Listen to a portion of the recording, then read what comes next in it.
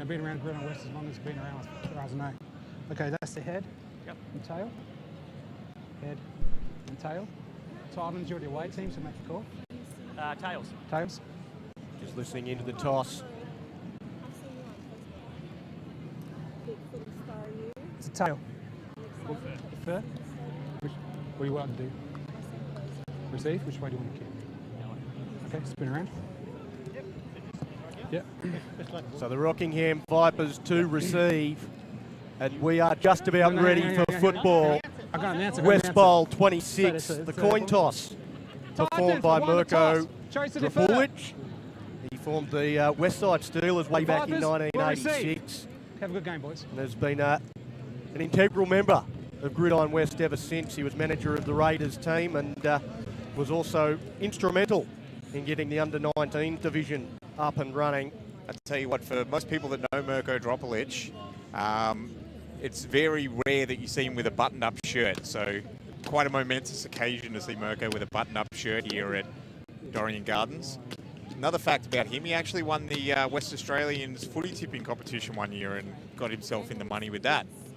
He did allegedly enter every single Steelers player as an entry in it though. So he actually had about 50 different betting teams, allegedly. But Mirko did win the AFL footy tipping comp in the West Australian one year. Well, there you go. That's how you know I've been around Gridiron West too long. Little claim to fame. This one should be an absolute rib tickler. The Swan City Titans and the Rockingham Vipers. Feels like we've been here before. Ever since the Titans entered the competition, these two have been doing the dance. Deja vu. It's almost like that.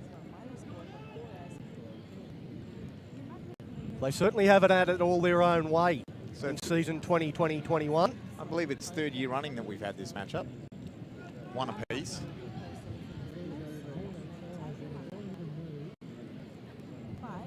And it will be the Titans to kick off, because they only met once during the regular season. They haven't met since the 7th of November. It's been a long time since they came together. It was a really close game on that occasion, 3 touchdowns apiece. The Vipers getting the nod due to 3 from 3 with the 2-point conversions. Helps when you got that big beefy line on the conversions, doesn't it? Because the Titans were without Mitch Kavanagh and Jake Taylor on that day, so those two will make a big difference. Speaking of Taylor, he's the man that gets us underway. It's a huge kick. Goes out the back for a touchback. No chance for a return there.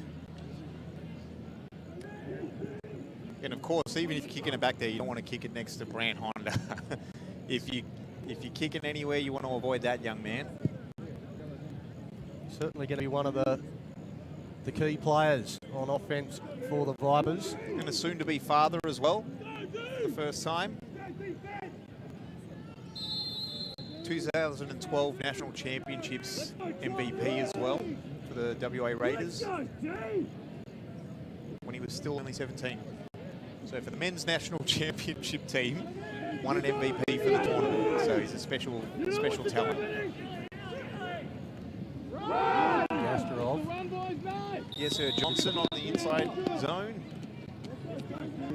Left B gap. About a 3-yard gain.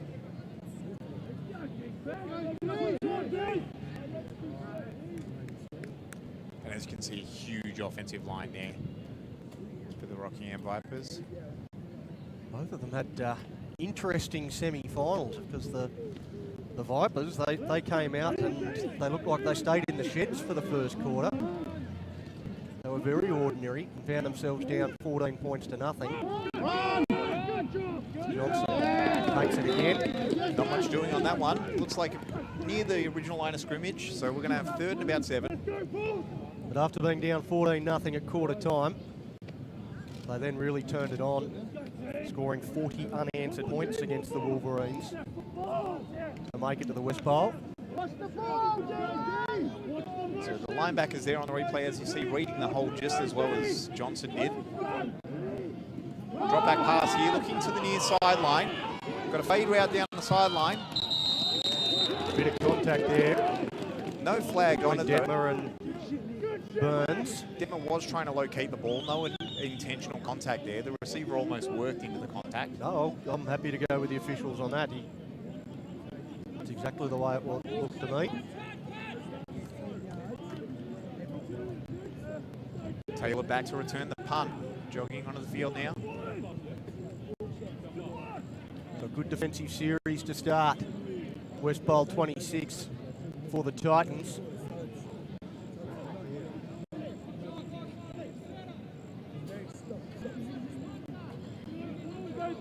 Haney just adjusting Taylor, moving him up a bit.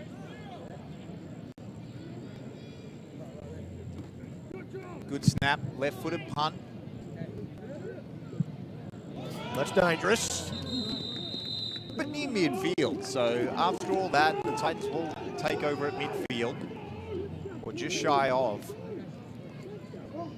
Haney should have brought him up even further. Yeah, it was a good call to move him up, but yeah, could have come up even further. He had to charge forward at full pace to try and get to that one on the full. They start here with their first offensive series in good field position. Be interesting to see who does go under centre. It looks like it is Haney. Tim Cairns been playing a bit of quarterback. They've been mixing it up. It's Haney to Illo. Looks about a 4-yard gain on that one. Little quick hitter.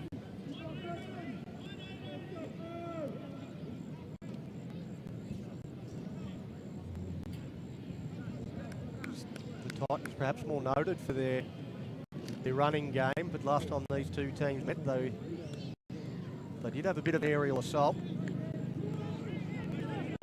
Haney throwing for 180 odd yards in that game. Touchdowns were from passes. Haney keeps that time, looking to use his athleticism. He stands up Honda and gets that first down. And that's athlete on athlete there. The one person you're not sure you're going to outrun is Brand Honda. But he played the inside leverage to string it out, hoping that the rest of the defense would get there.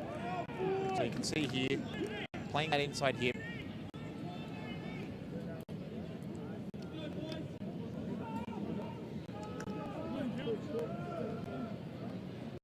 Trav Haney plays no attention to your reputation. He doesn't care who you are, he believes he's going to beat you.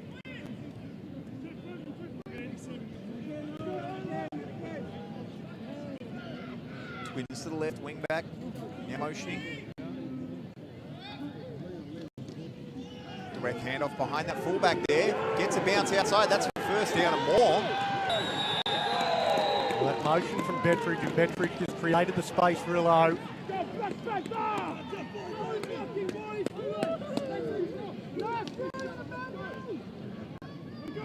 James marching up the field now. Bit of good replay on this one. Don't put the pressure on Comes the up. booth, mate. No, it's a ripper.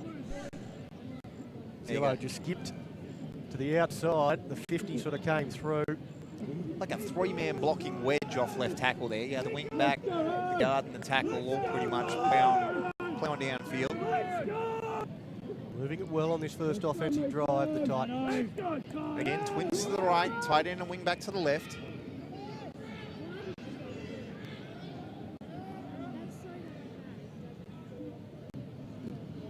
Dropping back to pass. There is a flag on the play.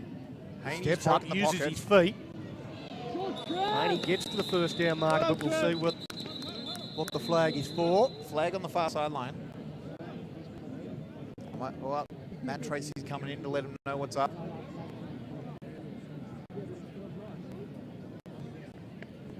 Matt Tracy now to Chris Tracy, our head official. I think I saw a subtle hint of encroachment on that.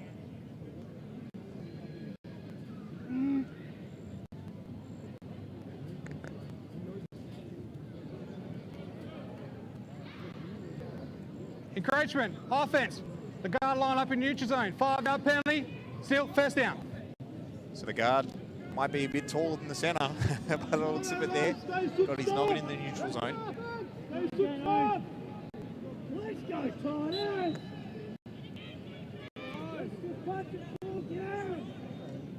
No first down. They lose 5 yards. Twins into the boundary now, shift into the boundary as well. Hand off behind that. Liking that left edge at the moment, but not much doing this time. That was a carbon copy of the plate at yellow before. This time not able to skip to the outside. And look, the Titans are behind the chains now. 2nd and 14.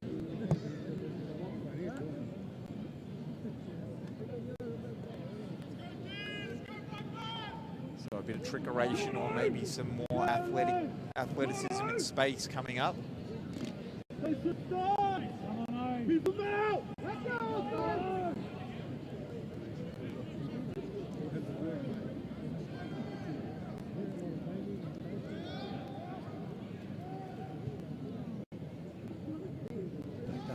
like he's dropping back to pass. Now he wants to the outside and sights an opportunity and uses great footwork.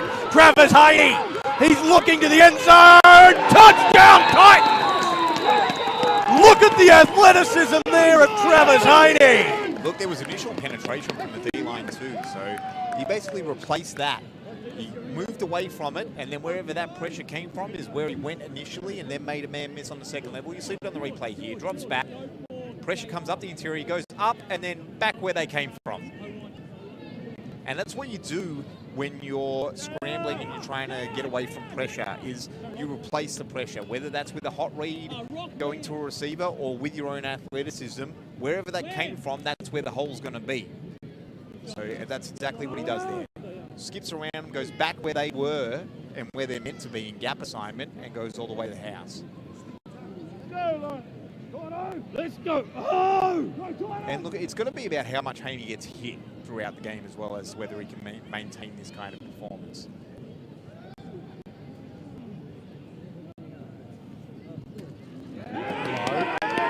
Power into the end zone. There it is. Conversion successful. And it is the Swan City Titans 8, leading the Rockingham Vipers 0. Can they keep Haney clean? That'll be the question. The longer they do that, the more they'll have a chance to do what they just did.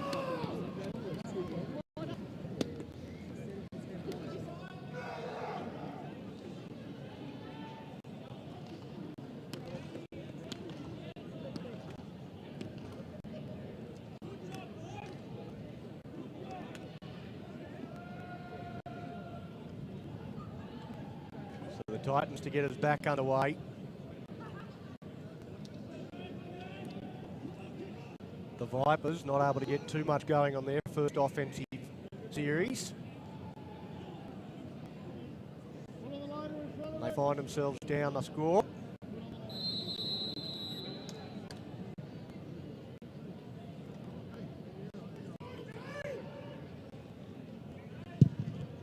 Lower kick this time. Going to be a chance for a return.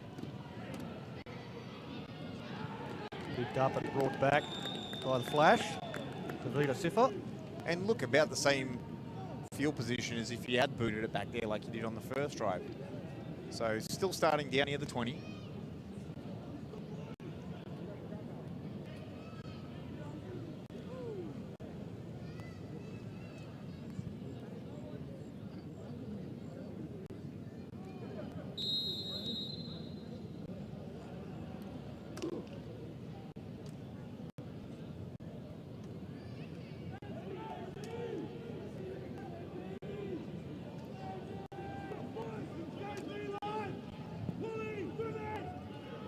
Back under center, early snap count, but there's whistles on it. Might not have had his guys set in time. Eager to get that going. We wait to see what the call is. It's against the offense, so it looks like they may not have had the man set. We'll wait. False start. Offense, number 6 and 2. 5-yard penalty, still, first down. As we said, our head official today, former Australian linebacker, Chris Tracy. Longtime member as a player out here before donning the stripes. And his brother likewise on the line of scrimmage with the chain gang.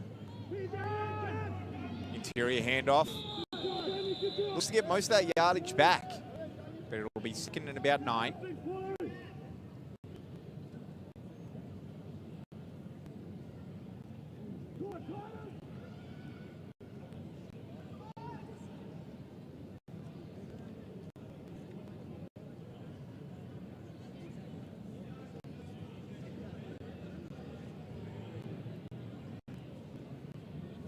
It's good to see former players give back to the game as officials as well. I think we've got 3 officials on this crew who have all been former players. Another pass down this near sideline. Initial bump put off the timing there. So looking for the same receiver again. The bump was a bit downfield.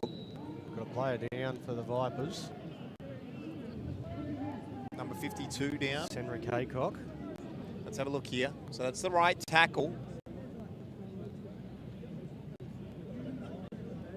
And as you see, some early contact misses up the timing on that. Does look in a fair bit of pain, Haycock.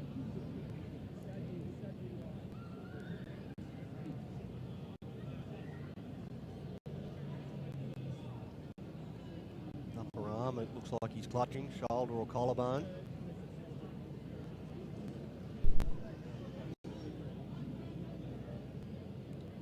Here we go. Looks like it might be a clash of legs with his guard there.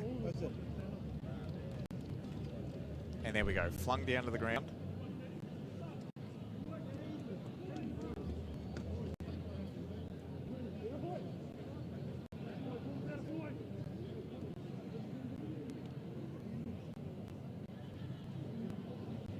So why staff tend to that. Everyone's getting some water in, talking tactics. Gives us an extended little break. The Titans leading this one 8 points to 0. And it's on the back of off-tackle running, quick hitters there, and some athleticism from Haney. So a bit of balance from that. Haven't seen the ball in the air yet from them. No, I mean, they started with pretty good field position and were able to just keep converting on the run game. A couple of times he dropped back to pass, but the pressure came, almost forced him to run.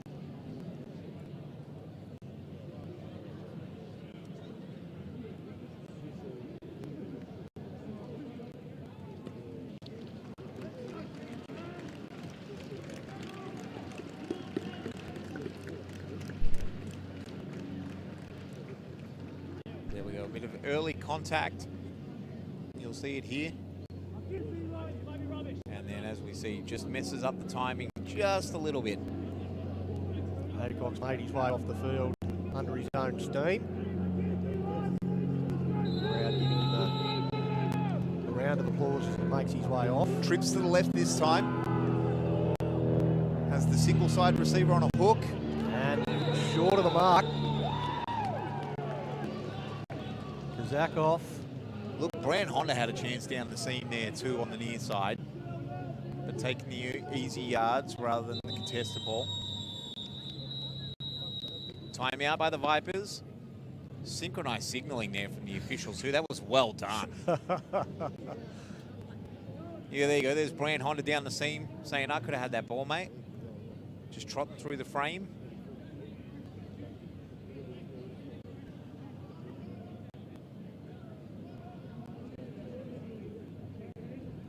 Some good desperation on defence there too from... I'm sure Brand will be saying there as well, look, I had the seam. Just preventing any yards after catch. Held him up and waited for the reinforcements to arrive. 4th down.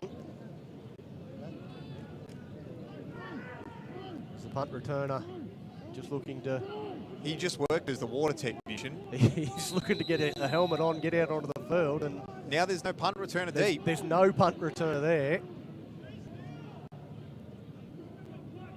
Taylor can't get onto the field, a high snap, but just an open backfield to kick it into. Now they've got to hope that this doesn't take a Viper bounce, and it does. Not for too much. It gains about 8 yards after the initial kick, but no chance for a return. But I think with it being 4th and 3, the Titans decided to just play defense through it and not put a returner out there just in case there was some trickeration. fake punt action. And maybe they trust that offense. They go, look, you might get 10 yards further on the punt, or you might not get a return on the punt, but we trust our offense to march the field.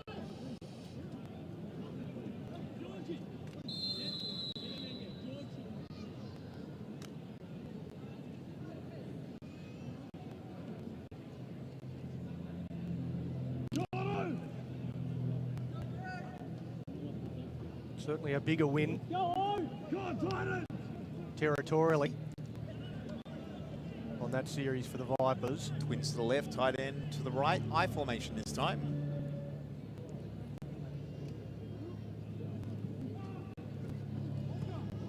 It's a long pass. He's going to have to do well to catch up.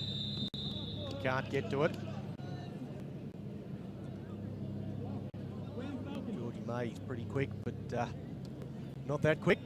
God offense! So 12 personnel on the first drive. They came out with 20 personnel there. We'll wait and see what happens on the next drive, on the next snap. They're mixing it up a bit. Here they are again, still in 20 personnel. So 2 running backs, 0 tight ends, 3 receivers. Twins are to the far side. We've got a receiver here on the near side.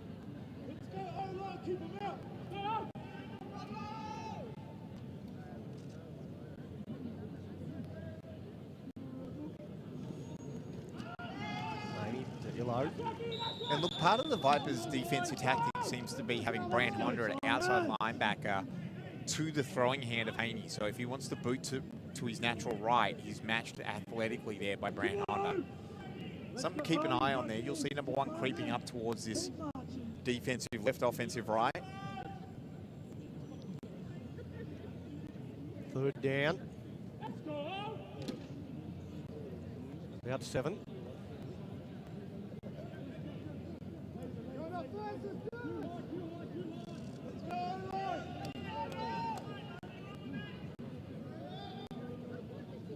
Drop back pass. Got time. And finds a target. That's the setter. A little bit behind, but a great adjustment by the receiver on that. Daniel Susanna. And it was a deep in too, so a deep crosser, so had to have the time to get that to develop. That was like a 10, 12 yard route before he cut in. You'll see here, bounces back just on that back hip, rotates onto that. Good work by the O-line on that. There wasn't excessive pressure. They were certainly dropped back defensively. Illo beats the first and able to drive forward. It's a good first down run.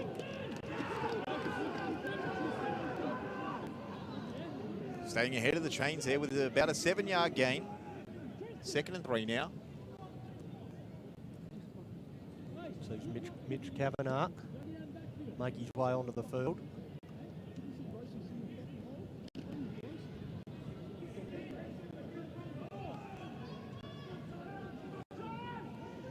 So Kavanagh in at fullback. Play that fullback role.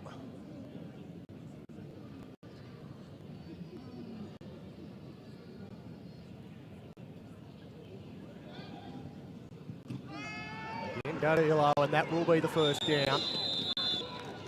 He got hit really solidly there. Knocked off his feet. Penetration in the backfield too, but Mitch Kavanagh met it head on.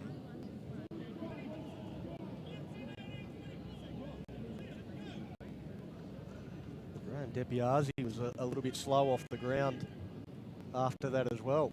Yeah, the helmet to the shin. Yeah. Helmet to the shin is not friendly. That was exactly what happened.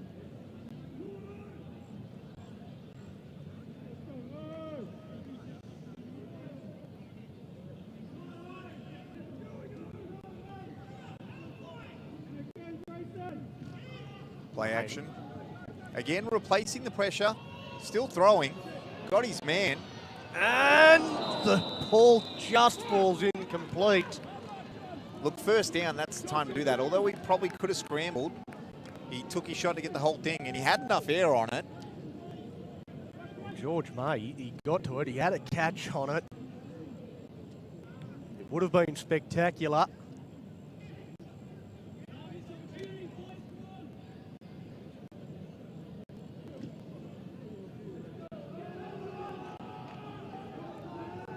2nd and 10.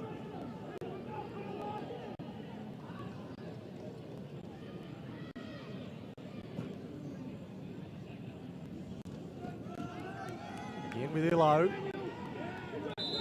Decent gain on that. Looks to be about 6 yards.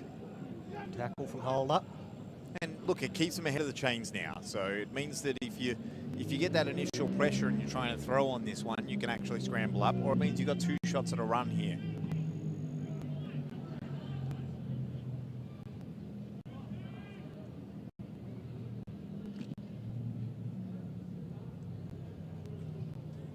So 3rd and 5. Still in the 20 personnel as they have been throughout this drive. Taylor's in the slot.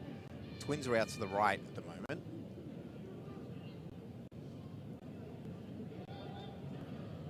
Twins might be out to the right, but the hot read behind Brand Honda if he comes off the edge.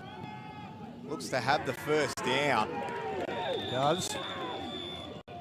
Emmanuel Illo. He's been instrumental in getting the chains to continue to move. They do once more, 1st and 10.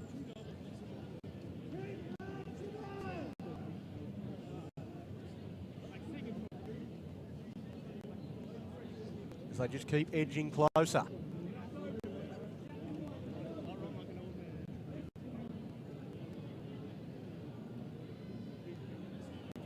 And it keeps the Vipers' defence out on the field.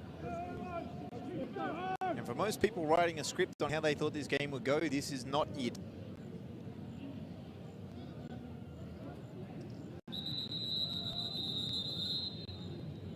And I'll do it again, I'll segue. You know, a lot of people thought the Super Bowl was going to go a certain way this year. And then the Buccaneers came out and proved everybody wrong. You were through the entire women's game, and I don't think you mentioned it. I think we did False survive start. the women's game. Offense, number 70, 5-yard penalty, still, first down. Without me mentioning that my Buccaneers won the Super Bowl. But so I had to get it back in again in the prime time event. Mona Ueli. Sorry, Graham Malani. The 70 for the Titans was gives up 5 yards there.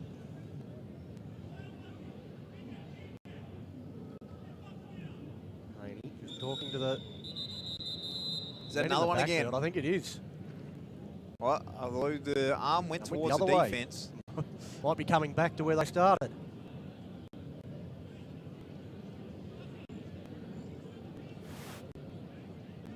False start, number 47, 5-yard penalty, still, first down. No, it is against the Titans, so they march back double. And look, we know it's not going to trouble the arm of Haney. We've seen him sling it this far.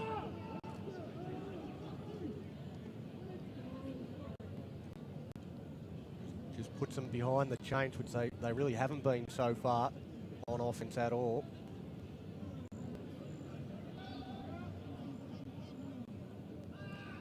They start double chains. Haney, wobbly throw, just threw it away. Had Taylor on the out from the slot, but I think if you had been accurate with it, Taylor was certainly there. I think it was more a timing issue. I think the ball needed to come out a little earlier. But 2nd and Guatemala upcoming in the timeout taken.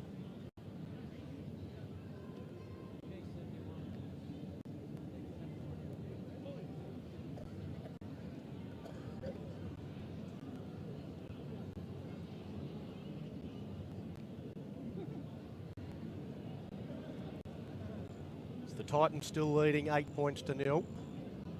They've had their offense on the field almost the entire game. The Vipers, 2 chances they've had with the ball. They haven't stayed out there too long before they've had to punt it away.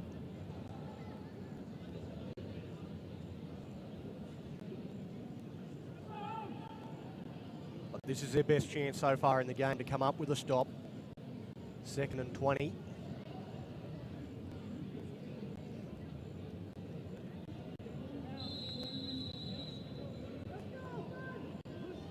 Penalties hurting the Titans so far. Still going out to centre.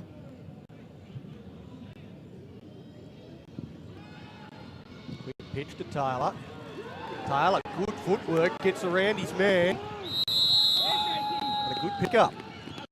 That's going to get up a big chunk of that. Get him close to a first down.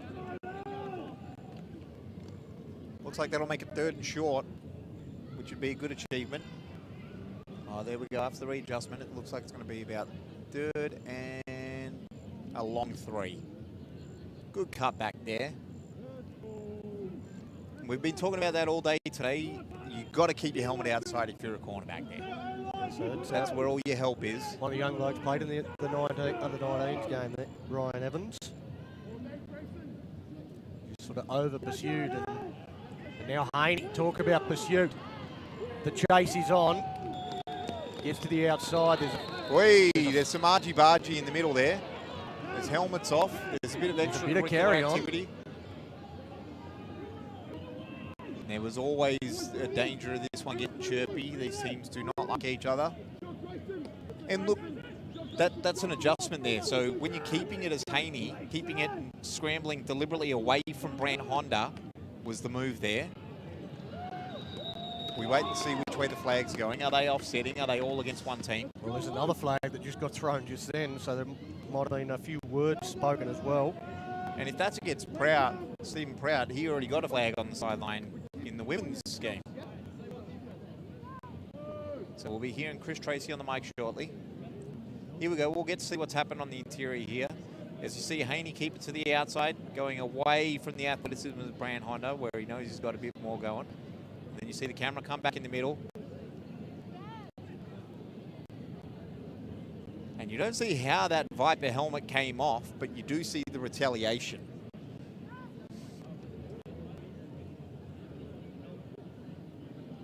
It might take a little bit for the officials to unpack this one. Yeah, well, when you've got 4 flags going one way and 36 going the other way, you've got to do some mental math. That's it. Look, I think he's doing he's even got that some long division going out here.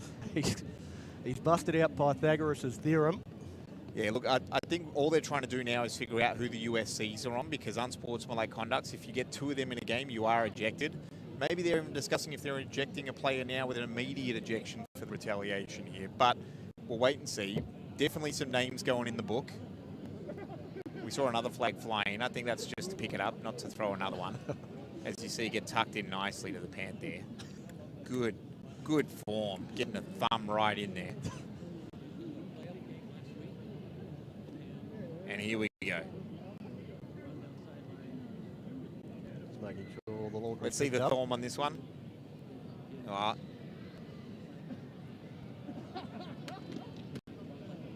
Face us, mate.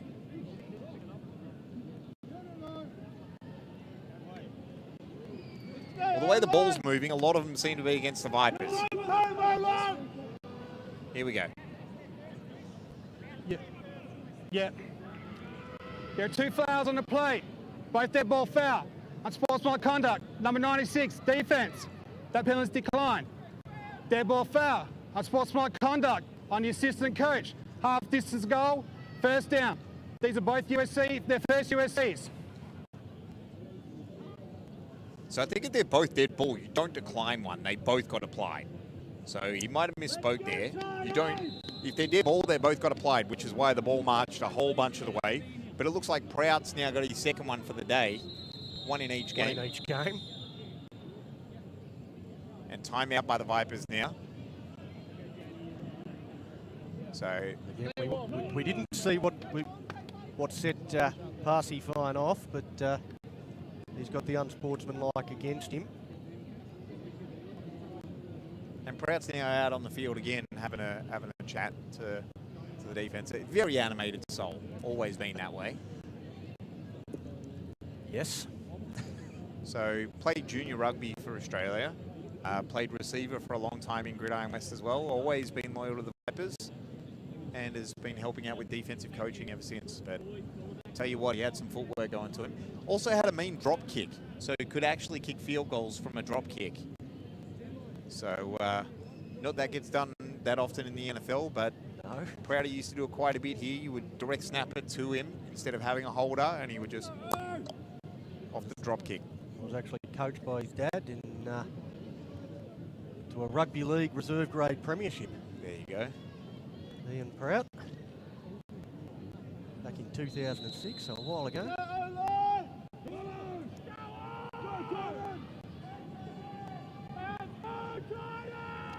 Hence where the fancy footwork for Prout came from. The rugby background. 20 personnel again. Taylor's on the outside now, though. There might be a slant coming out there. Although here's the handoff on first down. And Illo bursts through into the end zone. Second touchdown of the West Bowl for the Swan City Titans. They're up 14 points to nothing with the conversion to come.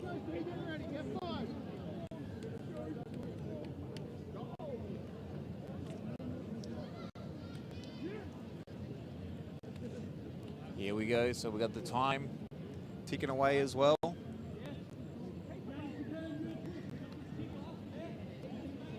Vipers looking to get back on offense and strike with some venom of their own.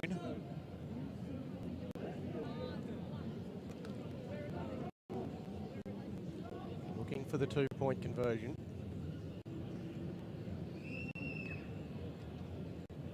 A lot of hand gestures from Haney. Dropping back, looking to pass, a wobbly pass, but take it. So may drop one earlier on the deep ball, but got the slant this time on the conversion. And again, as we said, the main thing is, you know, how much contact's Haney going to take if he's trying to use his athleticism. And so far, not much contact coming his way at all.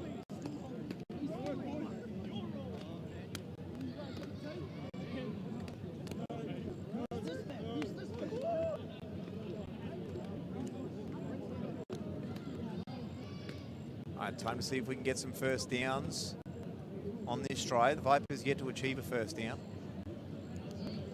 Thought they had a chance when they went to that 3x1 set and they hit the hook instead of taking that shot to Brand Honda down the seam. I tell you what, if they hit Brand Honda down the seam, that might have been a touchdown in one play. So they've got the opportunity to strike and have done in the last couple of years on any play. Well, also, as I said earlier, if anybody watched the semi-final, the Vipers were horrible in the first quarter in that one, down 14 points to nil, and then went on to score 40 points to nothing in the remaining 3 quarters. So there's no way that you would count the Vipers out at this stage, down by 16. But a great start for the Titans. That one's taken by Honda. His first real chance with the ball in hand. And we get to see this athleticism. Honda's away, he beats one. And he gets across midfield before leveling the blow to Taylor.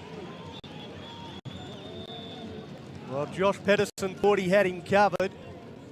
Just that Honda ran away from him. Just the burst. Like, he always got the ability to A, cut on a dime, and B, just change speeds. You saw it there, the patience, and then... And now we see the Vipers. And maybe the only reason he got tackled there is because he initiated the contact. So you'll see there go the afterburners. He's going down that far sideline. He now looks for the contact.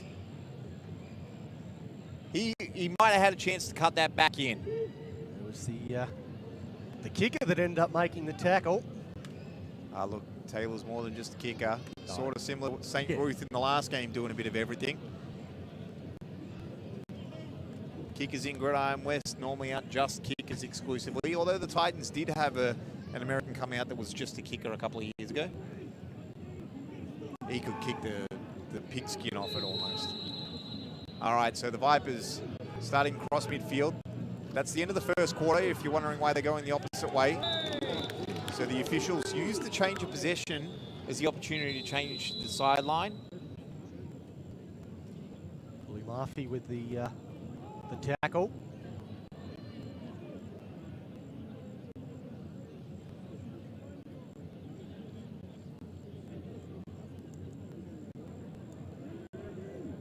Encroachment on the defense.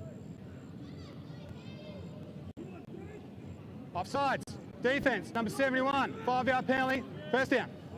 The man that made the tackle got a bit of a head start. So the Vipers are ahead of the chains now, 1st and 5. Does that mean they get a shot here? Gastrov finds his target. Nico Burns, he's targeted him. That's the 3rd time so far tonight. Yeah, the first time that it's been successful. 2 fades and a hook now.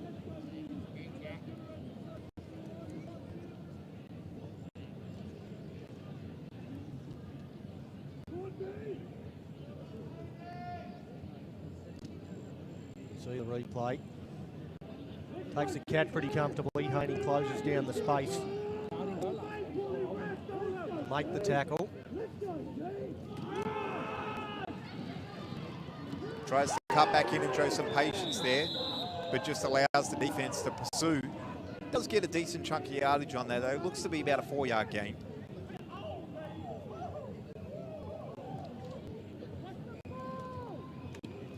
But as you're dancing, if they're still running, that happens. So you stop your momentum, not everybody else's momentum stops. And look, Jesse Johnson is a very patient runner, as he's proven throughout the season. Easy to be patient when you've got those big hogs in front of you as well.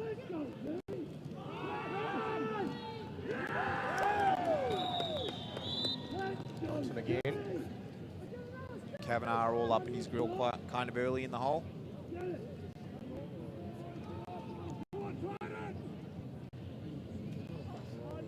Gets a yard. Brings up 3rd down. They're certainly not going to be punting from here though, so 2 down territory.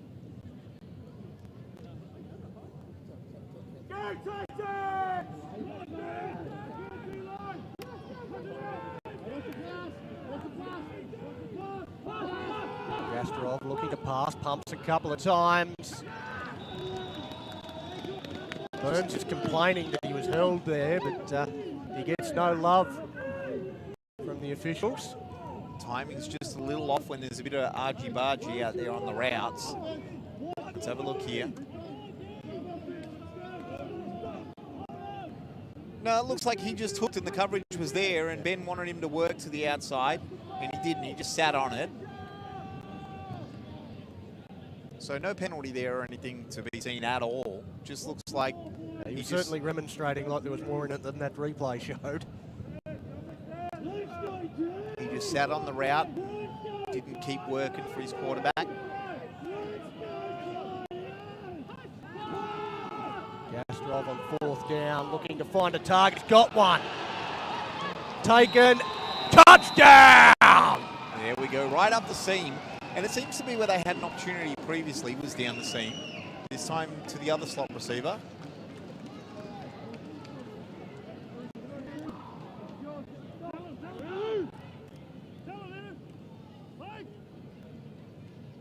Charlie Reid. I thought it was 92, and I thought it was definitely not Wills to Hecky Wade. I wouldn't put anything past Wills to Hecky, mate. He can do whatever he wants. He was a different size to Wills, though. You got this. You got this, Dave. Let's go, Charlie. Go, Dave. Let's go. Flag comes in. False start. We see the signals coming from the far sideline there.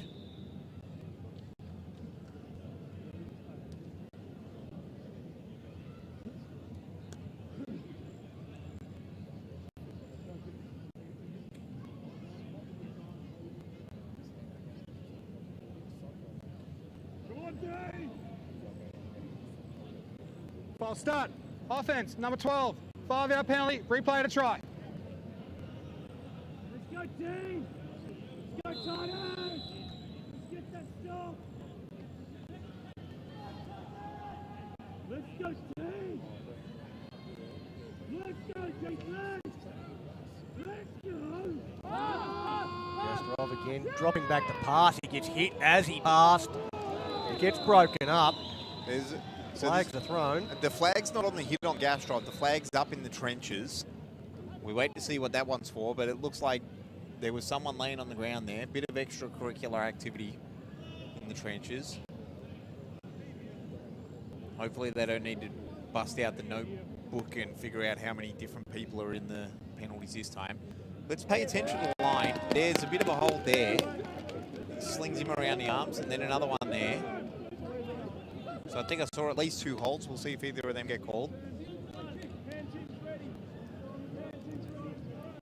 Doesn't look like it. Looks like it was all declined anyway, because we were not good on the try. Yeah. But there was definitely some.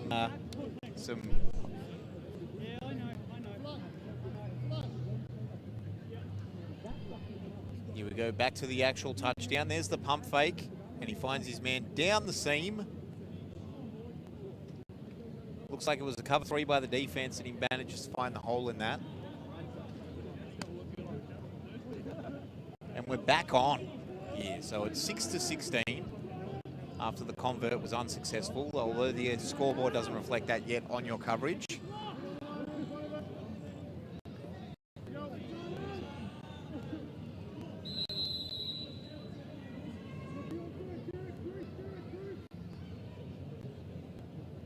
Coming up with the touchdown on 4th down, had to come up with the big play. When you need to come up with a big play, you wouldn't want the ball in the hands of anybody other than Benny Gastrov, I wouldn't think. Got a chance for a return now. Good cutback. Some powerful running there from Taylor, as you said. Certainly not just a kicker. And look, early on, Haney's taken his passing chances to May, but they will come back to Taylor at some point. Scoreboard's still not up to date on our coverage for you. It is 6-16 at the moment in favour of the Swan City Titans as they take the field again on offense.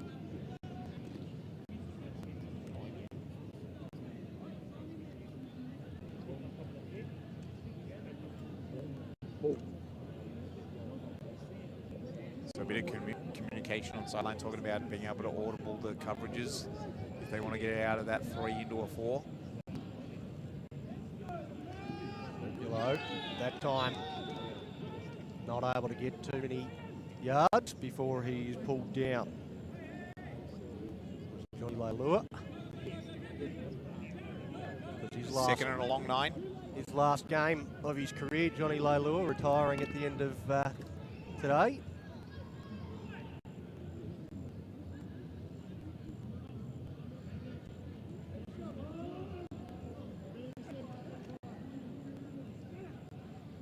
Been around a long time, been a member of the Australian squad before. Low again. Look, they like taking their chances off that left tackle there. Although it looks like they didn't get too much on that one, but it looks to be about a 3rd and 6. Tristan Bettridge just sort of let his man slide off him. And maybe that's how Kavanagh found his way into the game a couple of drives ago. So looks like Bettridge coming off. And here's the kick return from Taylor. Again, just hits the gas, cuts back in, rotates out of the first tackle before the body starts swarming in. Haney about to get under centre again. Certainly doesn't mind the physicality. Jake Taylor. Haney drops back. Again, they sort of watch him. Now he gets to the outside, out of the pocket, down to Taylor. Taylor now beats 1, beats 2.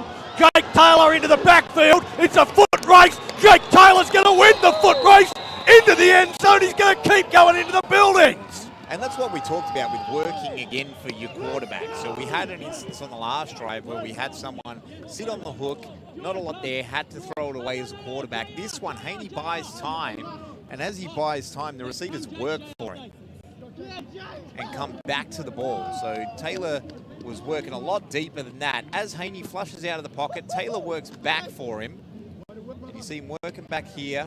Boom, there he goes. And because of that scramble drill, the defender's not really near him. And then this is the nifty little footwork and athleticism after that. Certainly a few opportunities to make the tackle on Taylor after he took the catch. And look, another different look from the Titans on this drive. So they went from like a... We'll just wait for the convert before we talk about it.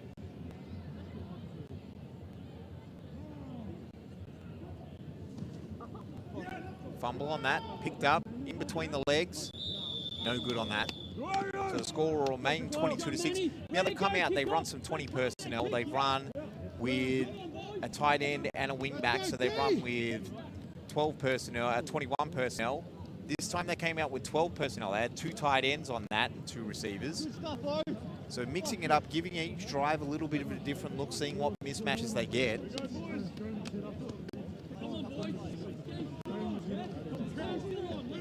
So a different look each drive. Not that we saw that much of a long drive this time. No, it was a big shot.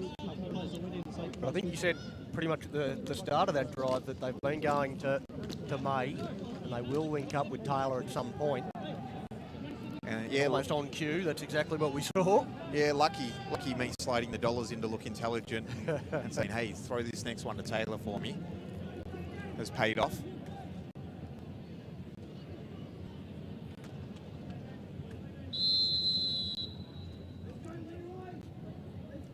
And after all that cardio, he's got to come back out and kick it. Don't kick it to Honda this time. He takes that advice as well. Sits up. Gets a bounce out to the outside after finding his blockers. Doesn't get too much more yardage on that. And the reason I say don't kick it to Honda is because last time he did that, he had to go make the tackle afterwards as well. So yeah. After running all that yards for the touchdown and then having to kick it off, you don't want to then have to go and make the tackle as well. So Tavita Siffa, though, he's a bit of emerging talent as well for the Vipers. Now, from what we've seen so far in the game, the opportunities for the Vipers seem to be down the seam. So they had an opportunity to Honda when they actually went to the hook on the other side. They had the touchdown on the seam as well. So it definitely looks like that's where the mismatch has been at the moment. Especially if, like last time, the Titans try to sit in a cover 3. We'll wait and see what happens. But has it been identified?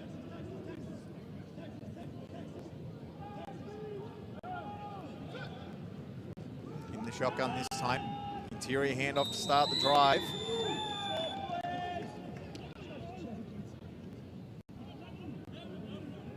Not a lot there. Lost a yard. Still about 7 minutes left in the quarter.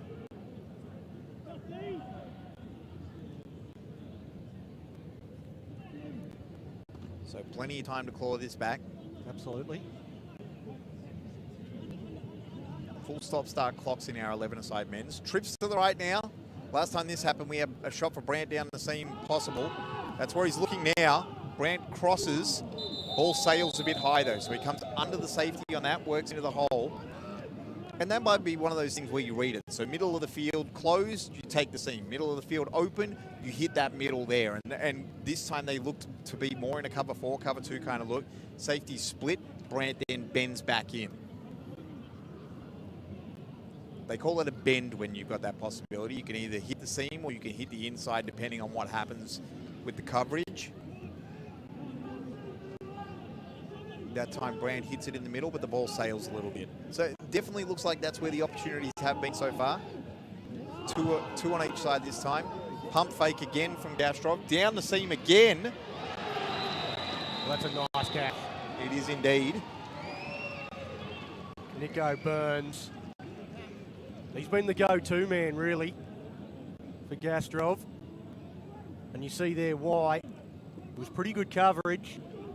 And that's where the holes have been. So right in the gaps there, down the seams, is where the opportunities are coming for the Vipers at the moment. There wasn't too much more Collins could have done there. Burns, just too good. The pass on the spot. The thing is, though, that when you hit the seams like this, when you get down in the red zone or towards the red zone, the windows shrink a little bit. So again, we wait to see what happens. Motion from Honda here into the trips. He's hit the flat. There's the seam again. And they've done it again. They find that target. Look, the rest is just window dressing at the moment. So we're hitting the seams. It's just how we hit the seams. So they've hit it multiple different ways now. But at the end of the day, that's where it goes. I'm going to look out here, I'm going to pump, and then I'm coming back to the seam. So Reed out there all by himself. The same spot, right down the hashes. He's got both touchdowns for the Rockingham Vipers as they close this deficit. Keep themselves right in this contest. Gastrov fakes once, off the hands, incomplete. He wanted a flag there, but doesn't get one. So it'll be 12-22.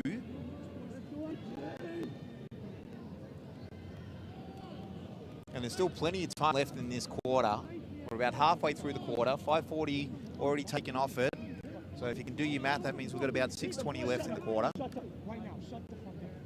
Our clock here on the sideline is counting up.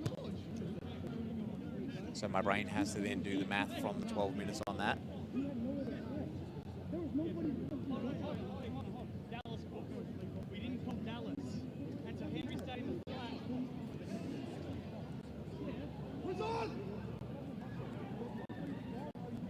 With a 10-point ball game. Westbale 26. It's the Swan City Titans currently leading the Rockingham Vipers. And look, it looks like the Vipers' offense has found some form now. What they got to do now is figure out how to get a stop. It's all fine that they're scoring now, but they're still not stopping the Titans. Good kick. Touchback there. So one stop here and they're almost back in the game. So it's 3 touchdowns to 2 at the moment. The conversions are what's hurting the fact that the Vipers are down by 10 instead of being down by 8 or 6. But one stop really shrinks it up before the half here. But as of yet, we haven't seen the Vipers pull out a stop. Not yet. Another big drive coming up. The other thing to watch here as well is Titans are going to start with the ball in the second half.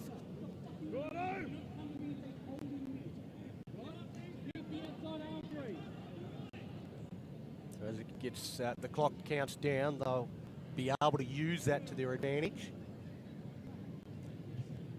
I don't think they'll be thinking too much about that just yet. Back in 20 personnel this time. So 2 backs, 3 receivers. Twins were to the right on that one. Again, testing that left edge. They like to run behind Carlin Flood there on the left. Big number 76. A junior outback representative from his time with the Claremont Jets before the Titans came into existence. A founding member of the Titans. And almost built like Lurch from the Adams family. He's a big boy.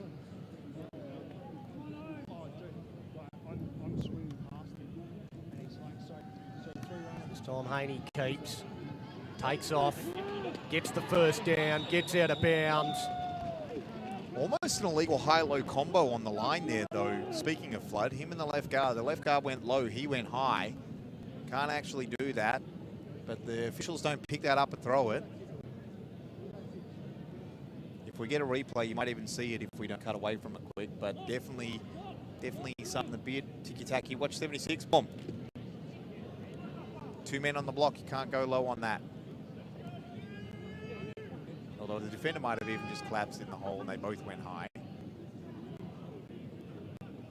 Good athleticism by Haney again, and again, not taking a lot of contact on that. Milo grabs what he can before he put down by Giles. Again, they're peppering the edges more than hitting the interior.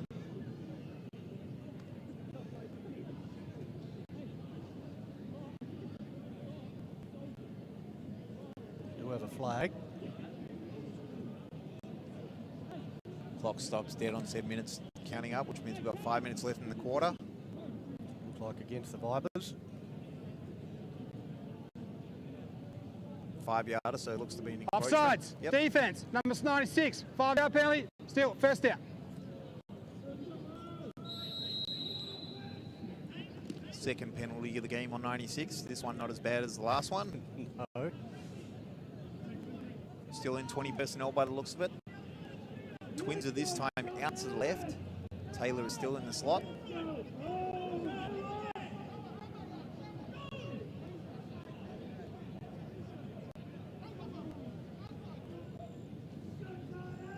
Bootleg out to that. Taylor breaks to the outside. Has a hole right over the middle of the field, though. Susanna, look at that! Honda comes from behind, can't get him! And the Titans again with a long-range strike for Daniel Susanna.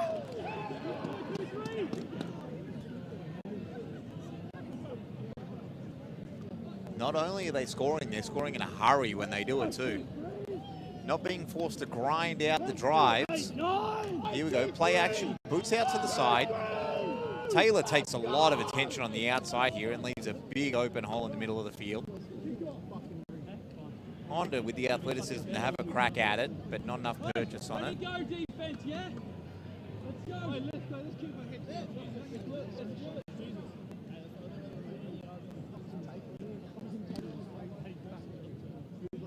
The question becomes, are the Vipers going to keep attacking the seams? Because that's what's happened on the last two drives.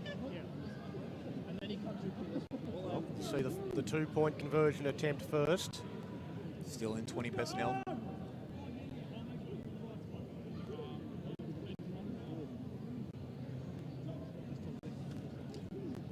Oh, boot, he's gone. Haney, I don't think they're going to stop him from getting in there. Two-point conversion successful.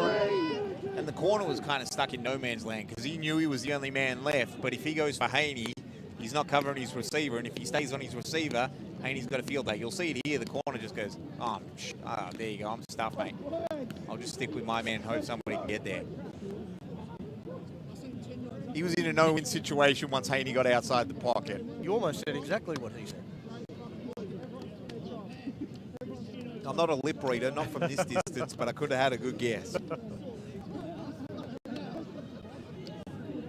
So 30 points to 12. The Titans leading. But they would love to come up with a stop here. If they can come up with a stop here, as you mentioned, they will start with the ball in the second half, the Titans.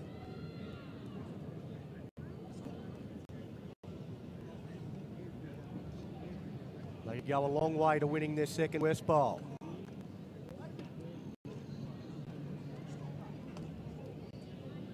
The Vipers, they're not going to go away. They're the 11-time champions. Oh.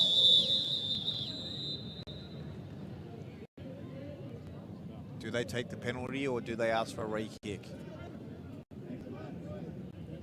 They get a choice here. Looks like they're going to send the offense back out. Oh no, Gastrov goes back to the sideline.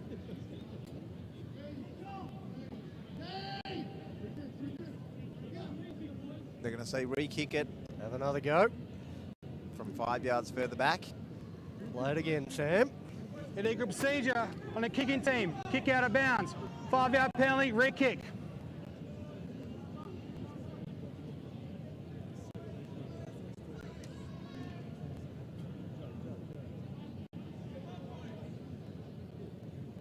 He's been inconsistent with his strikes on the ball. His first one just about sailed over the fence on the full. That last one almost a squib. And this one gets a good piece of it. Down to the flash.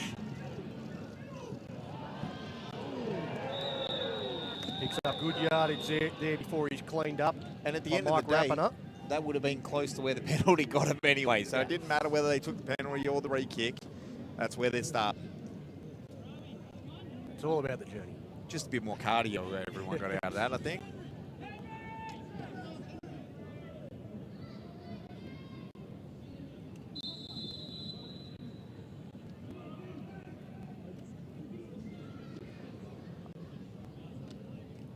See the kick return.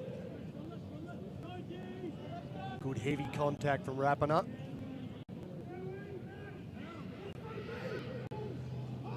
Another drop back pass. Penetration in the backfield that time. Pulley Murphy And he enjoyed that. 86 had the first shot at it though and couldn't hang on.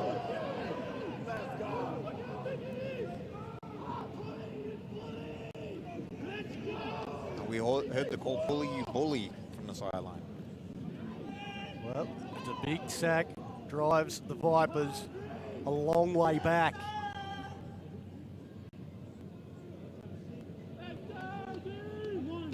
Looks like, yes, Sir Johnson with a bit of an injury on the sideline as well. So that changes things up in terms of their backfield.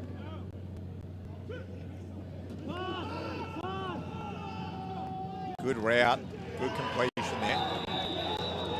That gets most of that yardage back. It's a catch from Reed.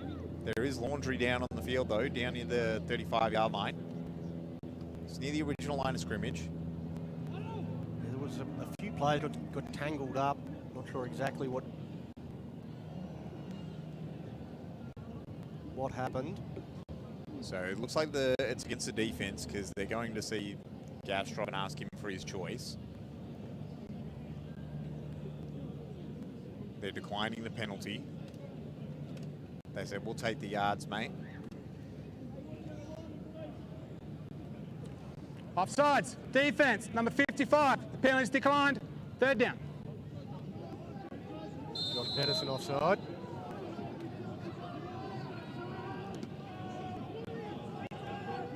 Third down.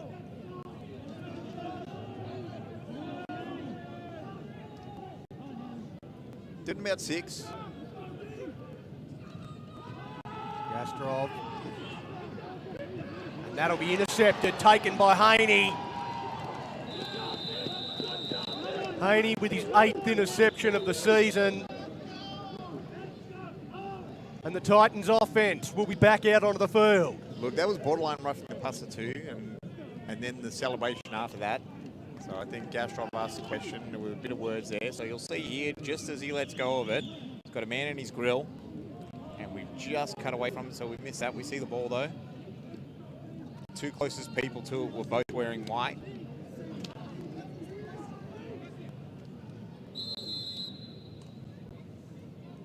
Just under 3 minutes left in the quarter, or in the half.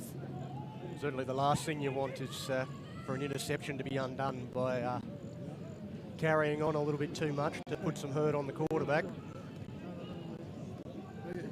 But not picked up on this occasion. Haney gets away from one. Taylor now turns around to block. So what could have been a loss is now near a first down. Is it just me or has Haney got a watch on? Is that guy playing for Pretty you? sure I saw the shimmer off that watch I'll watch him. at one point there. Probably the best penetration that they've got so far. I'll try and keep it That is a smartwatch. Yep. Not the smartest thing wearing a smartwatch on the field. You might crack it. Hopefully no one's texting him plays on the smartwatch. That'd be a bit of a conspiracy, wouldn't it?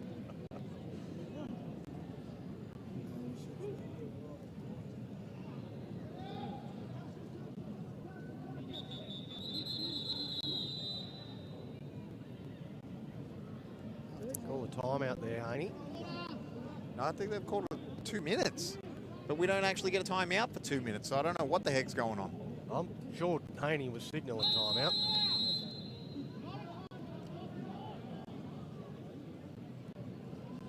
All right, bit of confusion. So the whistle shouldn't have been blown for 2 minutes, but it was by the official here. So we almost got a quasi-weird timeouting thing that wasn't actually meant to be a timeout. I'm sure that'll be discussed by the officials team at halftime.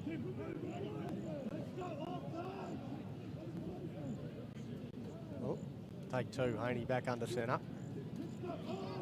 Drops back, he's going to pass long. Oh! Off the hands. Off the fingertips of Susanna. Look, and on second and short, you get a crack at that, don't you? Second and short, you're like, let's just take a chunk at it. Rocks back. You hate to see it.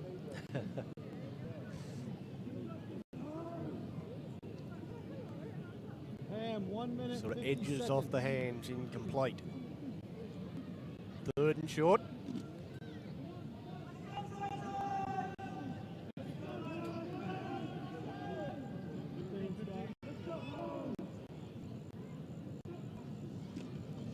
Goes to Illo, he'll get that first down.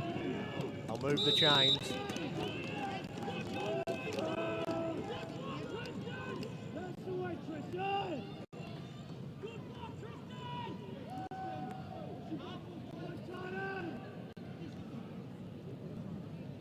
Like a little bit of a limp there for Jaleel Giles.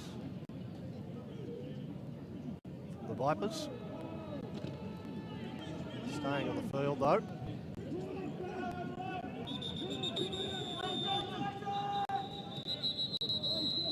So we've got a timeout here. Well, this time we've got an actual timeout.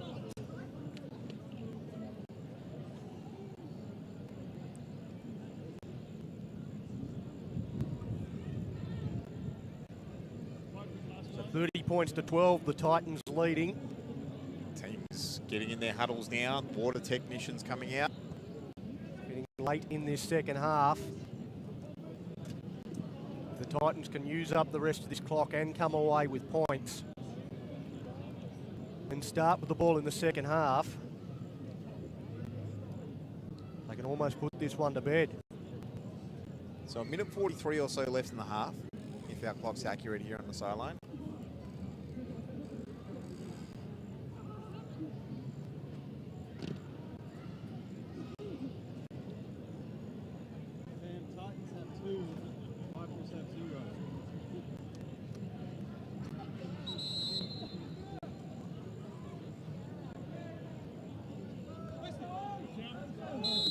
All right, back in the 20 personnel. Twins to the right, Taylor in the slot, 2 in the backfield.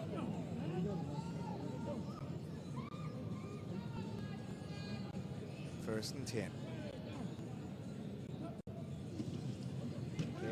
Too low. Can't get away from the tackle of Holder. Left edge, that's where they're predominantly attacking on the run game.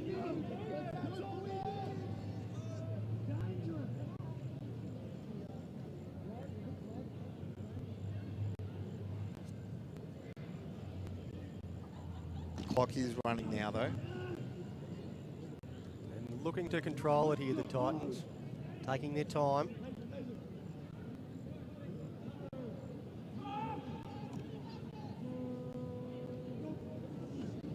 Maney drops back, was always steps up, spins around, pivots, gets past that same defender twice. Now throws deep and incomplete.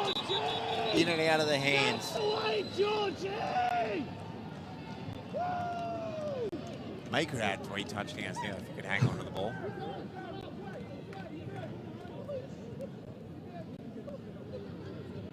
I don't know how Haney even saw something that looked like contact. There is laundry on the field though. Play that long, there's always a chance of holding or an illegal man downfield. We were tripping against the offense.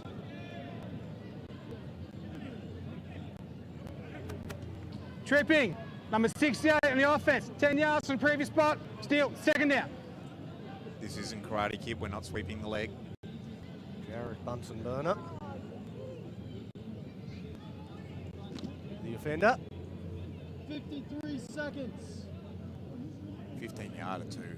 It's a big penalty. So second and Guatemala now. They need to get all the way to the 30-yard line, and they're not even near the 50-yard line yet.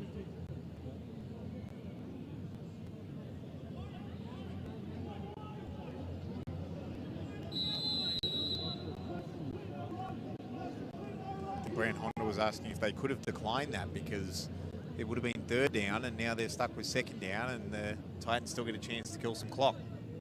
Twins is now to the near side.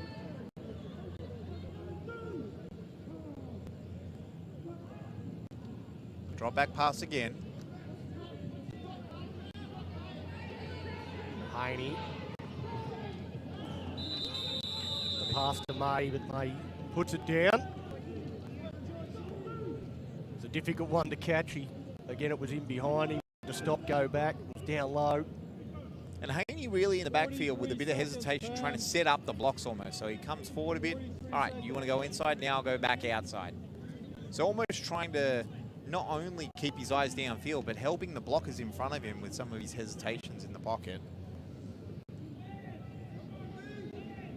There's Matt Tracy on our officials crew. The man affectionately known as Shrek.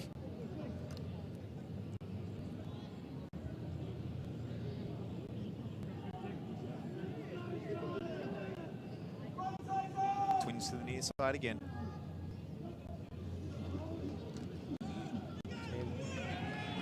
Hands it off to Illo. Just looking to keep the clock running. It's going to get us close to the half if there's no timeouts here.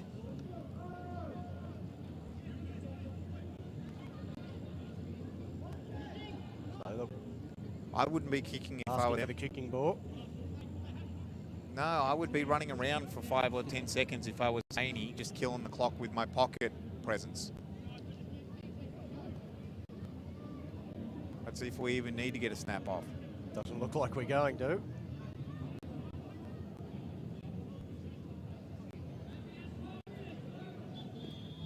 That's the half. There we are, half time. So they didn't need to get the 4th down playoff, but if they did and it was a couple of seconds in it, you actually just run around the pocket as Haney anyway and turf it down there. And then no matter what happens on the other end, you either get points or it's half time. So they had the options there to do whatever they want. Look, we'll wait to see what the halftime adjustments are. But the main thing is, can the Vipers get more stops? So lucky, the only thing that stopped the Titans there was the clock and penalties. But so far, we need to see some stops with Vipers if they're going to get back in the ball game. Well, at half-time here at Dorrien Gardens in Westbale 26, it is the Swan City Titans leading the Rockingham Vipers by 30 points to 12. We'll take a break and be back with the second half shortly.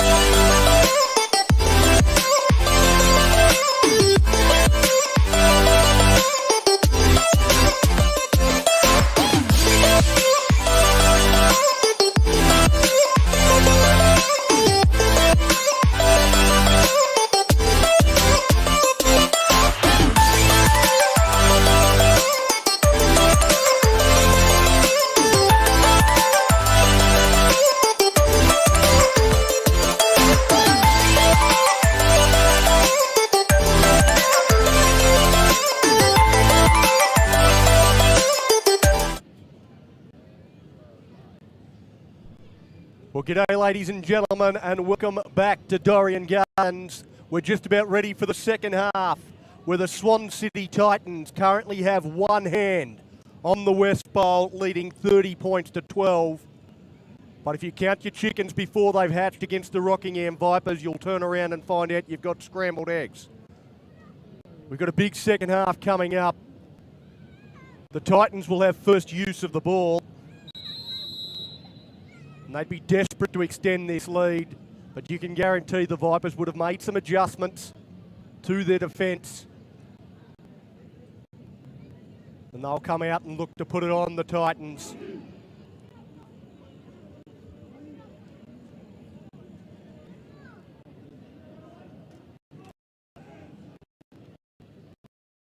Taylor to receive. Nico Burns to kick off.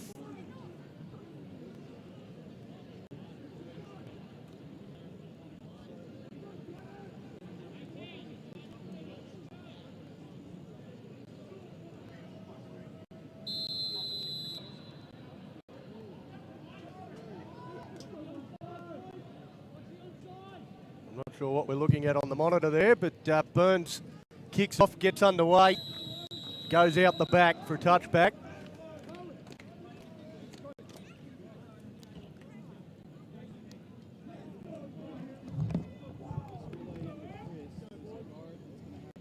Here J.R. Rogers just rejoining us, putting his headset on.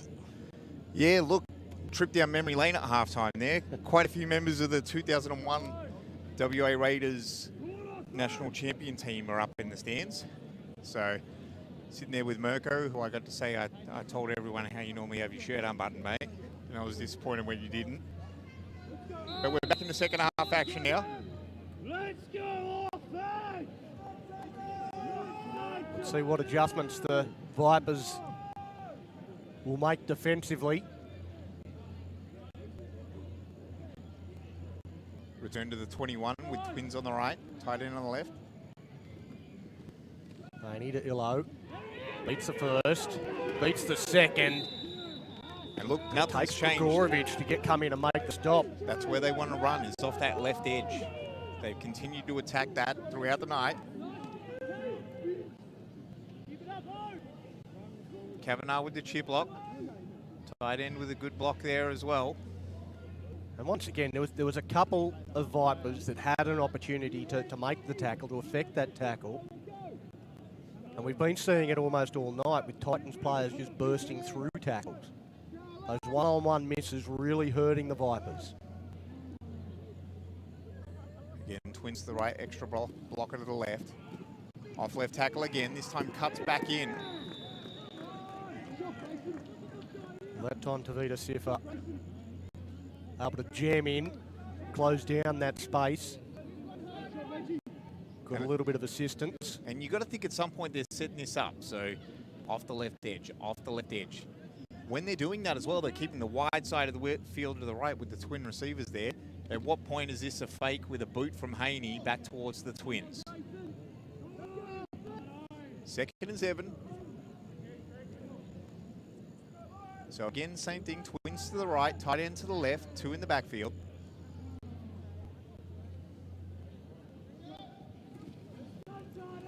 They go the same way again, this time Emmanuel. So now you got 3rd and medium, and you've been setting them up off this left edge for a while. Is this where you do something off of that?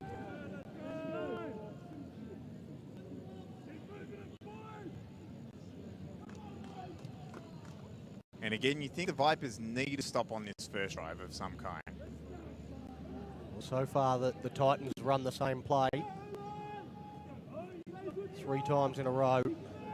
We're going to see a variation to that play here.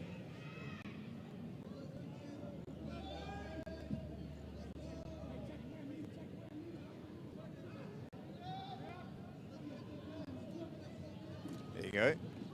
Handoff again. They just run the same play again.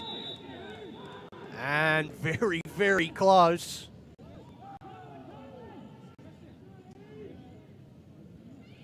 And they're moving the chains, first down. So same formation, same play throughout the first 3 plays of that drive. And here we go again. Tight end still to the left, twins still to the right. You have to think at some point there's going to be a boot off of this action.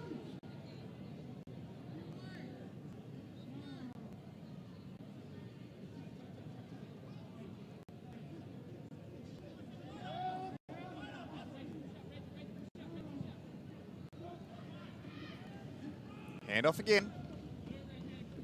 Stretched out this time.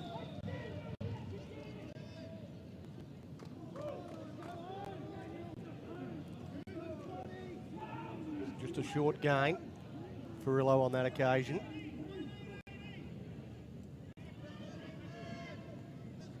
Second and 9.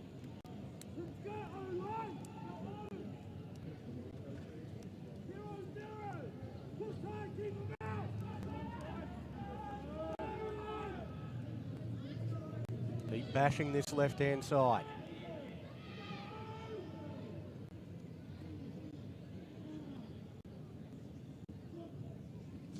Drop back. Pressure's come from the backside though. 47 gets home. That's Tavita Siffer. Probably the first time in this game that Haney has been hit. He's got up clutching his ribs. And I'm surprised, why would you go to the drop back from that when you've been setting up that left edge so much? Why would you not play action off that? Then the play action hits Siffer anyway and takes away that threat that came from the backside. Now third and long.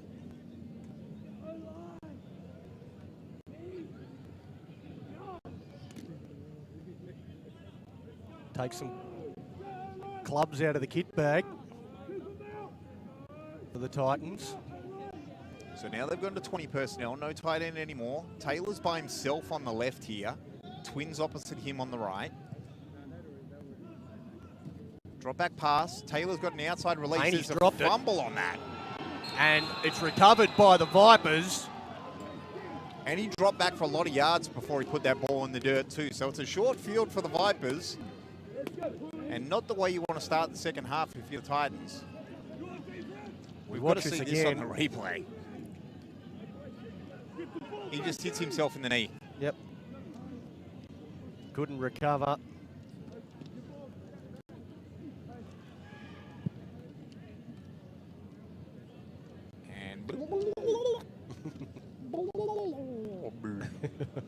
And so just before the rewind, he hit himself in the knee as he changed direction. Well, now a big opportunity for the Vipers and Gastrov with the throw. It's under coverage and overthrown. Still think he had a shot down the seam there before 17 rolled over late.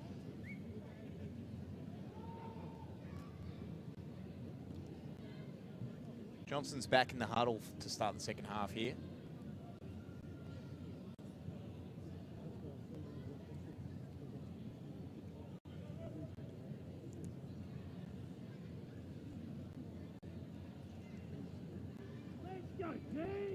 Taking a long time in the huddle here, the Vipers.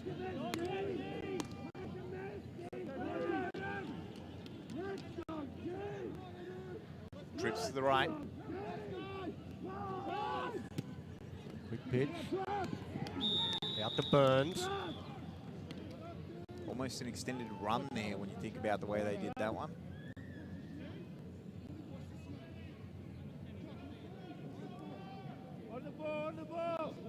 Third and about 4. Either a short 4 or a long 3, whichever way you want to look at it. It's somewhere in the middle there.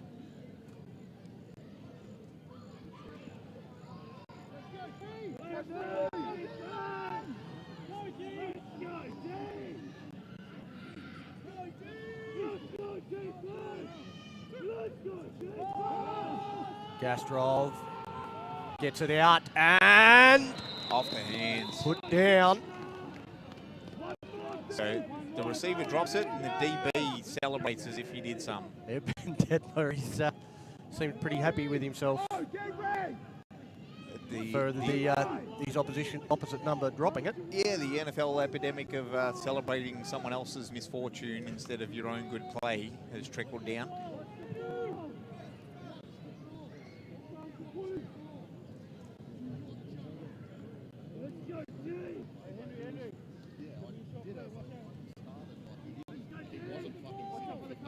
So Haney seems to be following Honda around. Honda's been a bit quieter than we normally see. Again, looks out to Reed. And incomplete. Again, another... He didn't have it under control when he was inbounds, and by the time he reeled it in, he was out of play.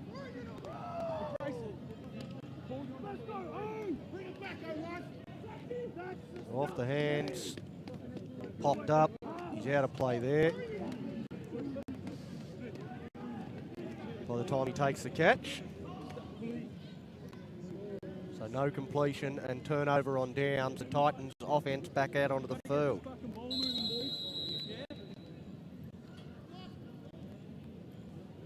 Let's see if they can avoid charity this time. Just giving the ball away on the last drive, as it turns out.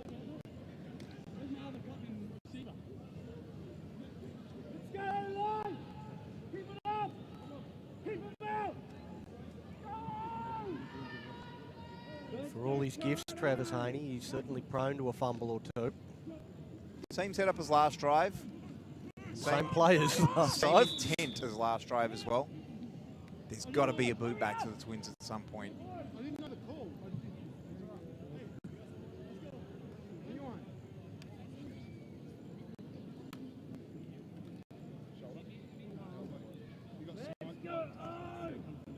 You've got to be building something off of this success off left tackle, not just going with this success off left tackle.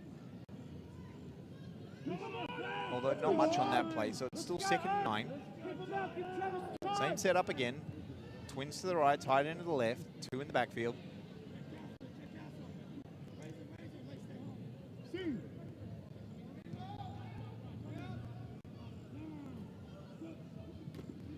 Drop back. And take it. He may have had more yards there if he'd kept his feet. He goes down, hits the deck there, Daniel Susanna.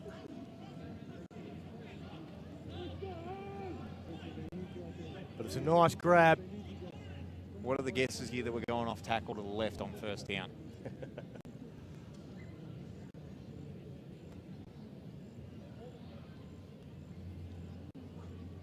Just wanted to make sure he secured the catch and stumbled to the deck afterwards.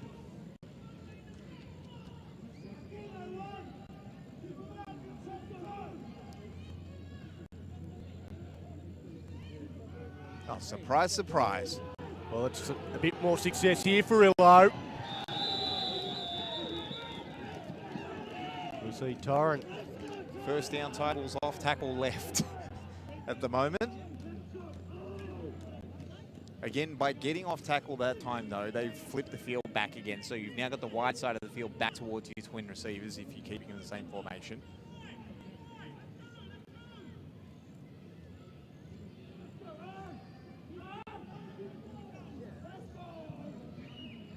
Some 1st downs on back-to-back plays. Twins now into the boundary and the tight end to the right-hand side of the field.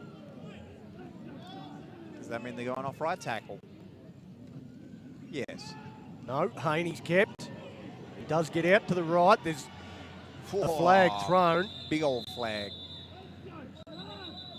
Torrent under again. And the only really other offensive player I saw in that vicinity was the head coach, Lake Rossiello. So we'll wait and see what it is.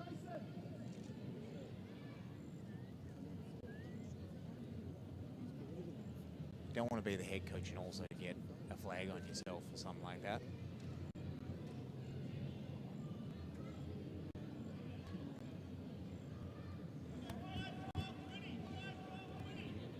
Holding, number 32 in the offense. 10 yards, spot foul, 1st down. And well, you know it is the Exactly coach. who it was. You don't want to be, because now you can't yell at your offense for the rest of the day saying stop with the stupid penalties. Well, you can. You can. You can be a hypocrite if you want. Maybe he just thought he had the veteran savvy to get away with it. That he was subtle enough, but he wasn't. They called it that time. Split receivers now, going away from the Twins, tight end to the right.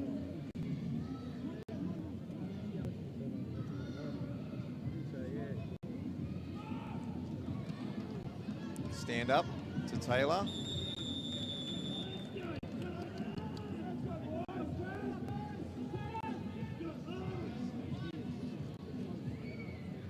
Just shy of the original line of scrimmage, so it's now 2nd and 11.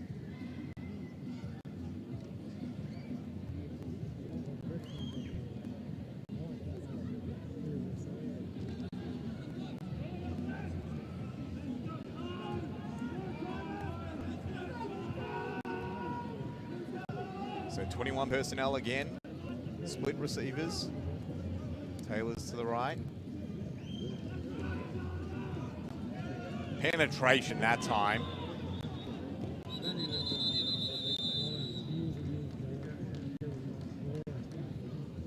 There is laundry on the field.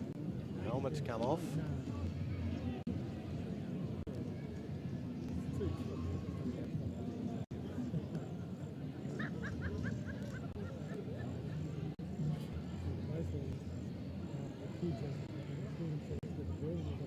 Face mask on the defense looks to be the signal.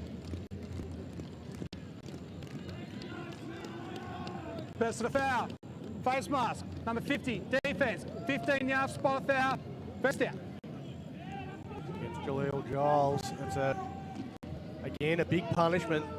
It was looking like being a pretty good defensive set.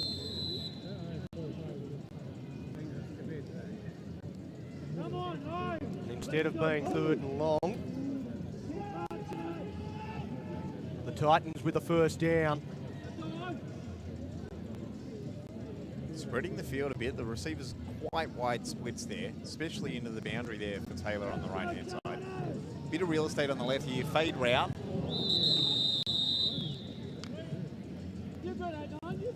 Pass goes incomplete. Looking for Daniel Susanna. Susanna almost body blocking a bit there on his fade route as well, trying to use the booty to keep the defender away from it. Bit of a stutter step. But as a result of doing that, the ball oversails him.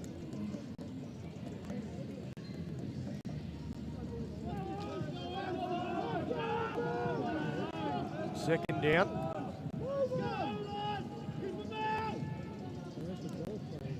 Less than 3 minutes left in the 3rd quarter.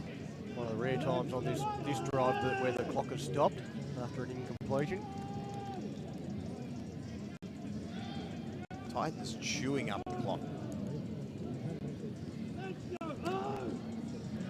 They go back to Old Faithful. Nilo bounces off through the middle. Gets the first down. Well, he looked to go off to the left again and then sort of found the seam through the middle.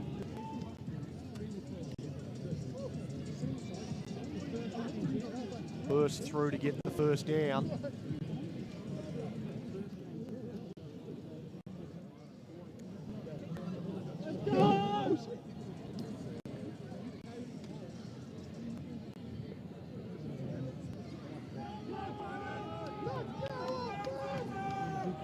There's a bit of real estate to the right here. Don't be surprised if Haney keeps this one out to the right like he did earlier in the drive when Rossiello held. Instead, hand off to Kavanagh.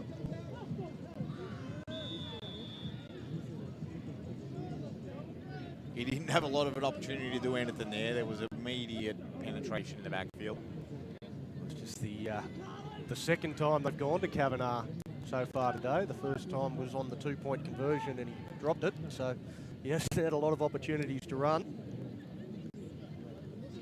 Look, most of his contributions at linebacker anyway, so anything you get from him when he's on offense is a bonus.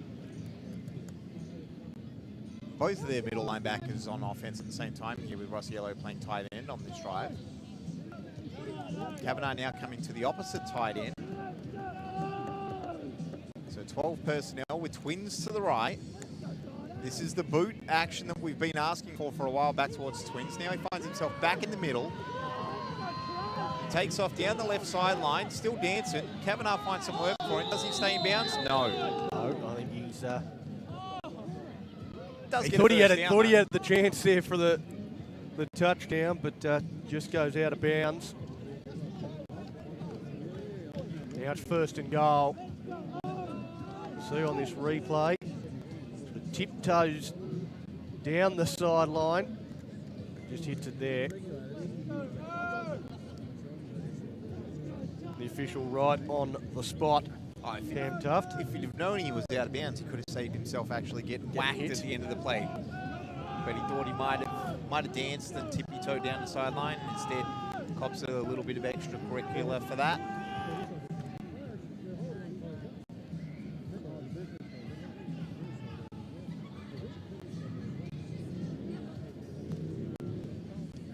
Illo beats one. Can he get to the outside? He does, into the end zone.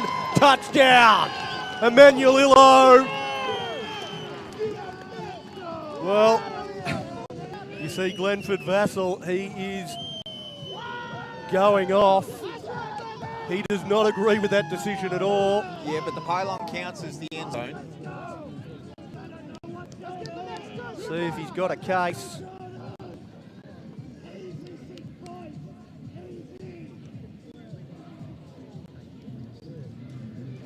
Very close, and the official right on the spot. They are closer than us.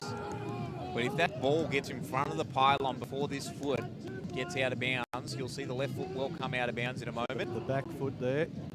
Has he broken plane? It's very difficult to tell from that angle. The elbow's in front of the pylon, so you would have to assume that if that's the case... That, correct decision made. Yeah. There you go. Elbow's in front of the pylon as the arm goes out of bounds, so... A 2-point conversion attempt. Haney drops back, throws to Taylor. They wrestle for the ball, and incomplete. I think it might have even been an intercept, but it doesn't really matter. Both parties signal incomplete, so he's not even trying to claim the interception there. So 36 points to 12. And we've almost killed all of the third quarter there at the same time. So that's the tail of the third quarter. But less than 30 seconds remaining in this third quarter. So the first drive was a lot of that off tackle left, off tackle left, off tackle left before the Haney fumble. And this drive, off tackle left with a dash aerial attack in there as well.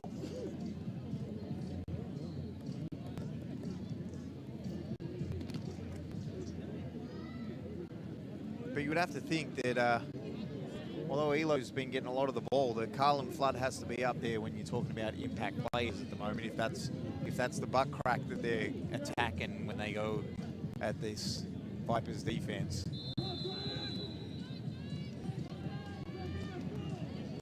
Let's go defense, you better run, Leroy! Taylor, run up off the back fence. Him and Hawani as well, at left guard next to him. Oh, a bit of a slip.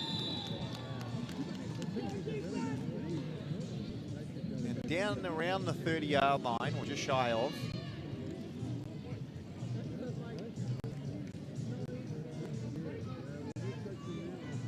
Almost getting down to that sort of territory where the Vipers need some quick strikes.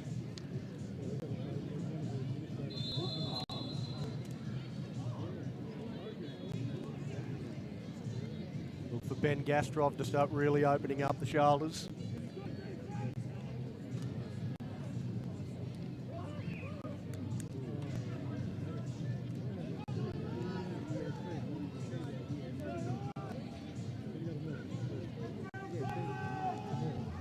Gastrov gets underneath that, and well, it's Kind of lucky. well out of bounds. Like the receiver ran too deep on that hook in the smash concept, so almost brought his defender under the ball as well. So number 7 there, very deep on the hook route. So when you're running a smash, you want that separation. So you got to shorten up on the hook or run very skinny on the corner. Neither happened there. So you'll see as we come out here, you got your slot receiver on the corner route. And look how deep number 7 is under that. Really almost brings his defender into the play as well. Because had to get up and under it. Josh Pedersen was right up in his face.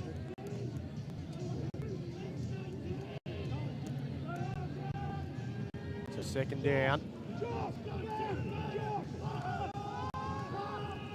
Gastrov, that one a little bit more direct and straight onto the chest. And again, it's the seams. That's where the Vipers can attack, and they have been able to attack. Nico Burns.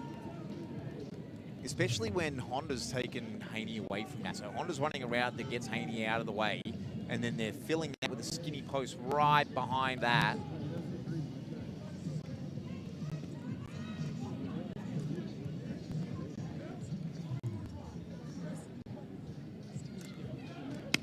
Let's go, D! Go on, D! Hey, we don't want any more deep today. So that will be the end of the third quarter. Yeah, some clock being eaten up there. So 36 points to 12, the Titans in front. The Vipers with the ball in hand.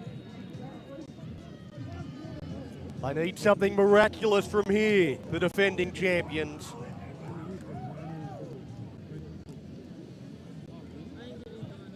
Look, and if the pocket's there and the routes are crisp, they've got the mentality. They know where to attack at the moment. You've seen them pepper those seams. Gastrov can find his receivers. It just seems to be some miscommunication every now and then, some inaccuracy in some of the routes.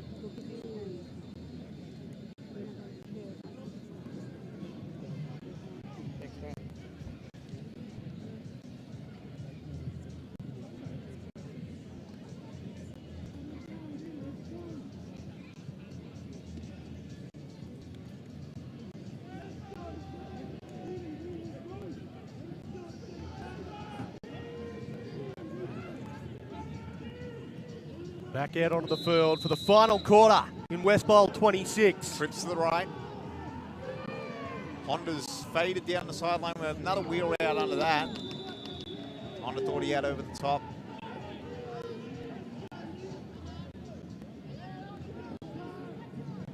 So looking again to Charlie Reid. Got a couple of touchdowns. Couldn't reel that one in.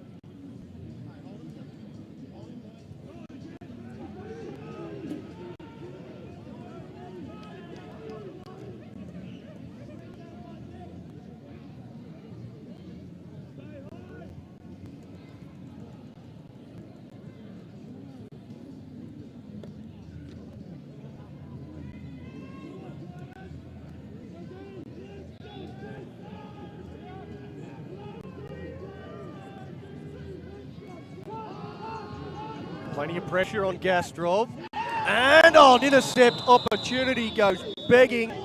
And again, that looks like miscommunication. Like the receivers have the opportunity there. The seam's still there. That one seemed to sail. You'll see here on the replay. 12 there has a bit of real estate. Tristan Petrich had it, dropped it.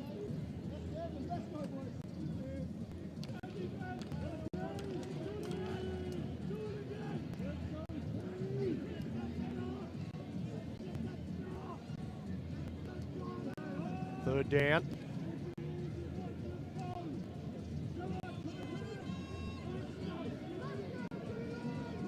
All right, Honda's now into the near side. Well, that's nowhere near anyone from his own team. Finds grass, and that's it. Fourth down. If they can come up with a stop here on this play, this Titans bench on the commentary side, I think, will go wild. And it's very hard at the moment. You would think that Brand Honda's got opportunities, but whether they got to motion him or something again, because Haney's following him pre-snap, do you have to move Honda around to try get him to break the shackles of Haney? Although Honda's on the near side now, Haney's gone to the wide side of the field. Fade route by Honda down the sideline. That's where Gastrov's looking. And they come up with the stop. turnover on downs. There's a Vipers player still on the ground. He's slowly making his way to his feet. Max is up now.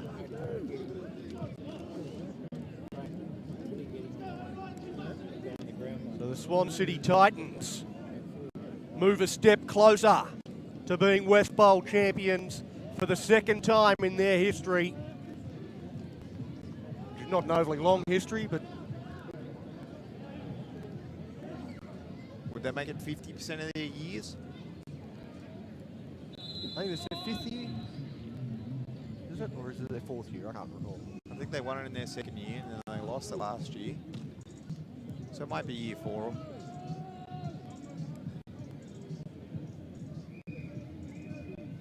All right.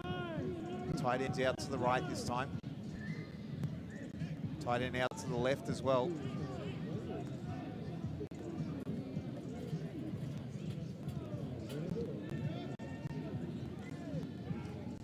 Again to Illo.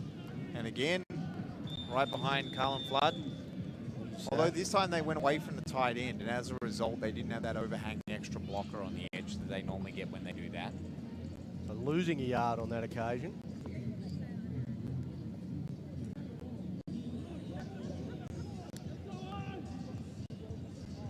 See the defender just bouncing off Kavanagh. It's Tui Pelotu. 2nd and 11 now.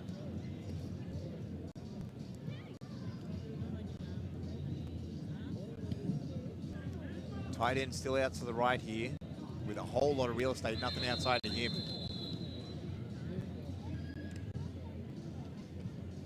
Titans now putting themselves behind the chains as Hilo goes offside. Just jumped a count early. 80, 5-yard penalty, still 2nd out.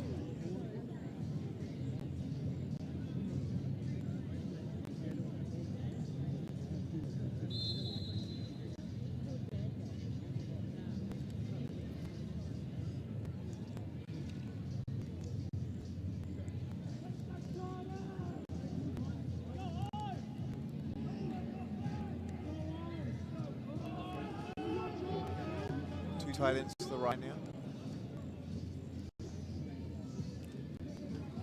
Now to Illo. Again, bouncing off defenders. He's almost got away from 3. Honda just holds on to him for dear life. They put themselves into a much more manageable position. Yeah, 3rd and about 5 is a lot more manageable than what they were looking at. Good second effort there. Yards after contact are always good.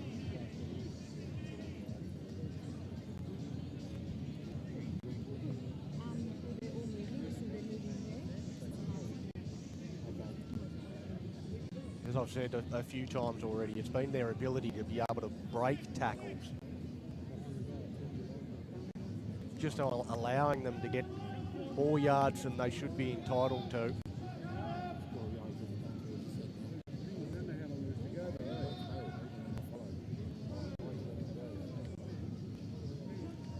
Two personnel again. More whistles.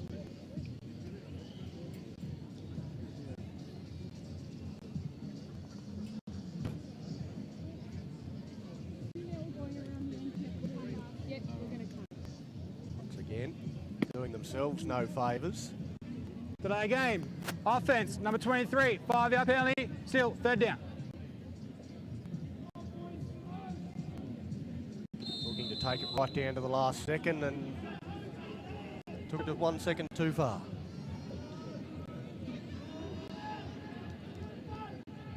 He needs to get that smartwatch fixed.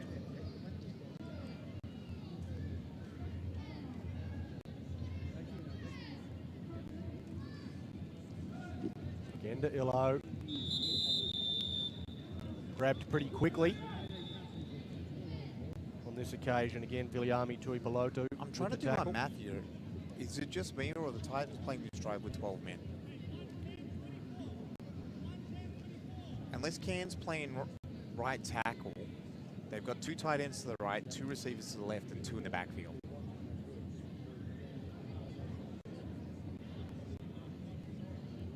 Oh, do you want?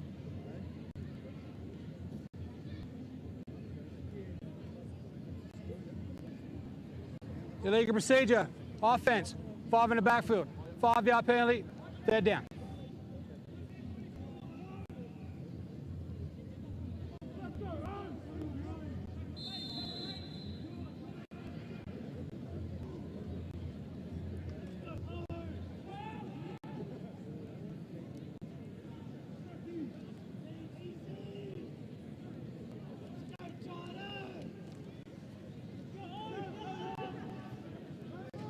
So you got 75 at centre. Guard tackle either side of him. All right, we're fixed now.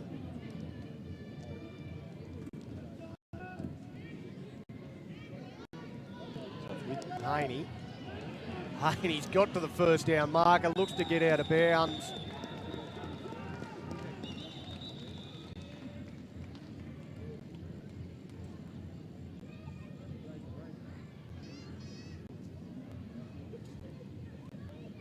The officials are coming together again. And by the exasperated look on Lake Rosciello's body language there, I think they do have 12. coming back. Can we get a head count?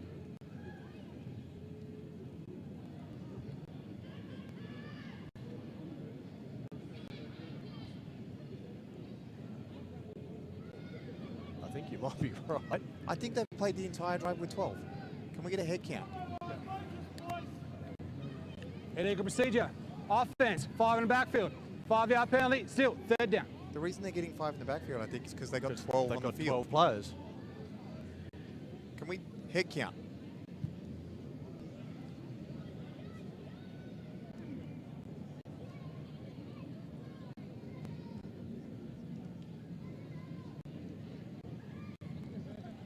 There's definitely 12 out there. They've had 2 tight ends on the right, 2 receivers on the left, and 2 in the backfield.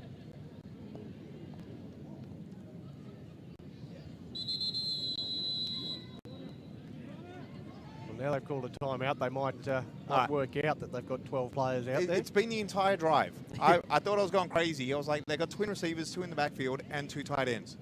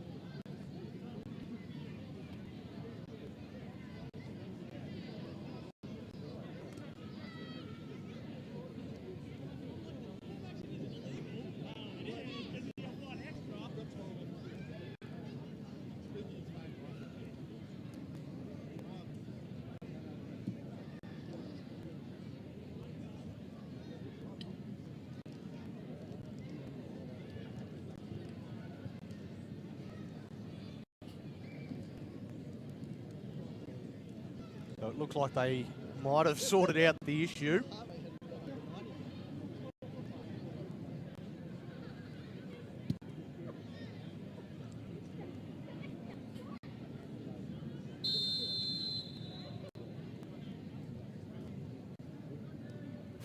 It might be a little bit too late for this this particular drive. They're a long, long, long way from where they need to be. On 3rd down, into the 4th quarter. Okay, I wasn't crazy. The Titans were playing Canadian football this entire drive.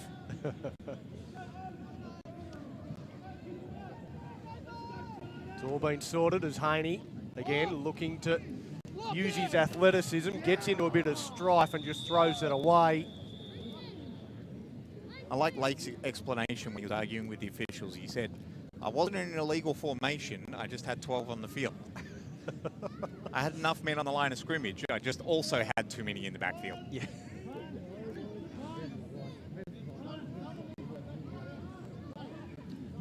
Justice prevails, except for in the sense that they've managed to kill a lot of clock. So at the end of the day, they're still going to have to punt off of this. Yeah. But with the officials not picking up earlier, they've managed to kill quite a bit of clock in the fourth quarter. Now they're counting their players before every snap. The Titans. Just saw Travis Haney counting again there. That time they were one short. Reasonable punt. Dips off the hands and eventually dived upon by the Vipers. And when things aren't going right, things aren't going right. Just fall short on that one.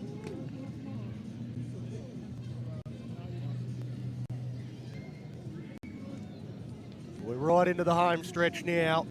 It's the Titans leading the Vipers 36 points to 12. The Vipers have won both the earlier games, but it looks like the Titans at the moment playing party pooper. Titans pulling all tricks out of the bag. They're even playing Canadian football for a drive.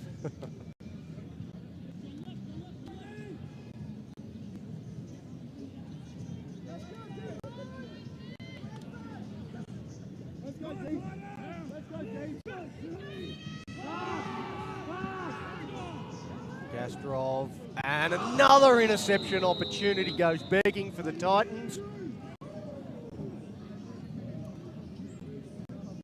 was Drew Collins. And now, Hit him right on the chest. Now, unfortunately, you're in that position where you've got to be going for it. So the foot's got to be on the gas. So, and when that happens, more opportunities like that do happen as well. Hey, let's go, Pearson. Nick. Nick. Every play. You sit in, let's go get him. Trying to pull it out, mate. Let's go. Every play. Let's go, Tyson. Let's go, Jay. Once again, Gastrov that time finds Honda.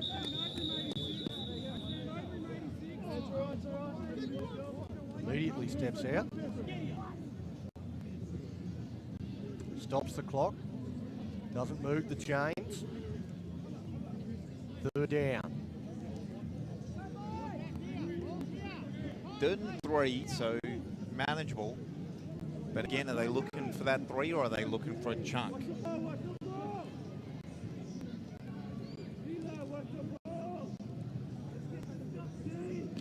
I think they're certainly looking to keep the clock stopped as often as possible.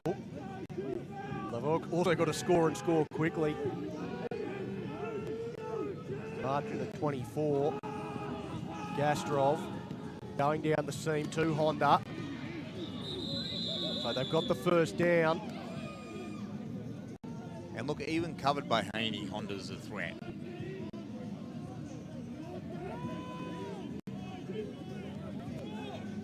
Well, they strangely don't see in a great rush to get back to the line of scrimmage here, the Vipers. Well, the chains are moving, so the clock shouldn't be running until the chains are set. Yep. So they bought themselves a couple of seconds there.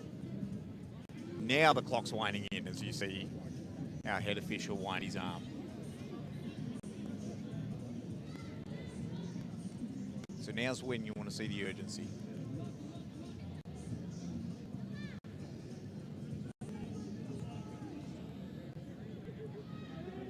Trips to this side now.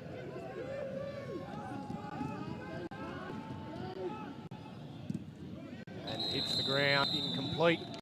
I think it actually hit a receiver and it just popped out. Yep. I think there was a chance at a completion.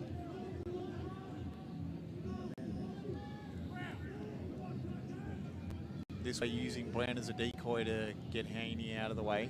Pressure does come. And as you can see, receiver did have an opportunity to get the first down there, but unable to hang on.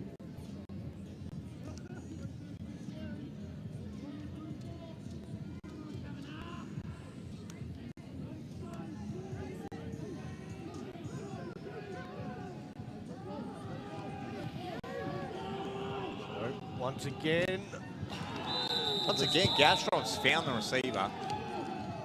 He's not happy though. There was plenty of The mouth contact guards there. come out. Burns rolling around on the field. We might have to see Hopefully this one on just the winged replay. Great ball by Gastrov, though. Finds that window.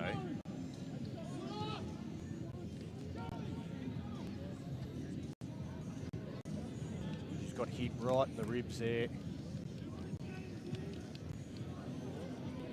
by Green Shields. Does have to come out for a play after that. Yep.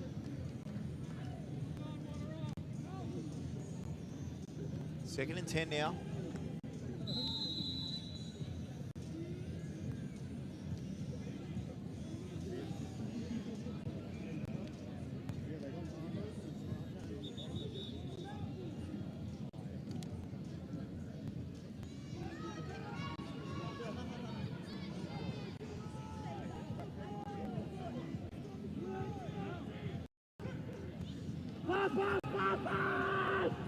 And, oh, that's a great tip.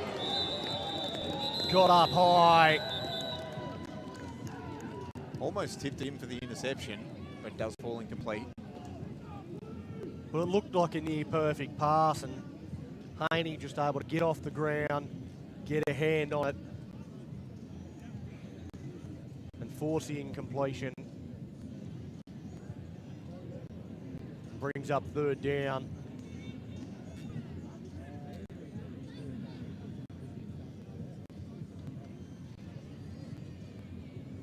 Honda had his hands waiting. It was going to hit him right in the hands.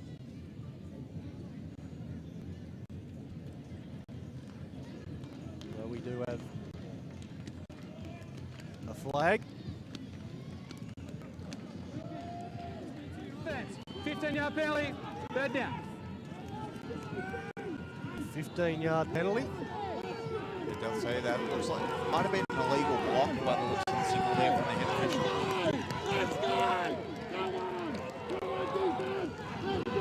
Makes it third and Guatemala. Titans out on the field, starting to celebrate. Honda's now moved to the outside instead of in the slot. Honda gets to it, holds it. That kid's special. Completion, first down. And while the Titans are celebrating, the Vipers are still playing football. That's what we were saying earlier. Maybe what you've got to do is move Grant around a bit, make it a bit harder to get that matchup on him. We were talking about that, whether we do it with motion. On this play, they do it by moving him outside. Haney stays in the slot.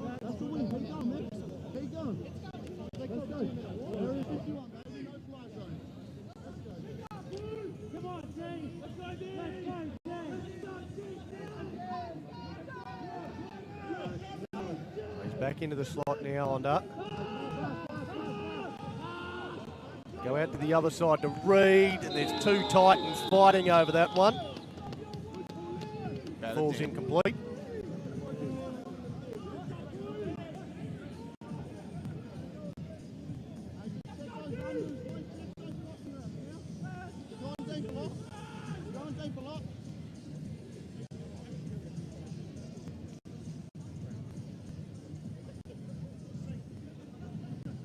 We're just about halfway through this final quarter.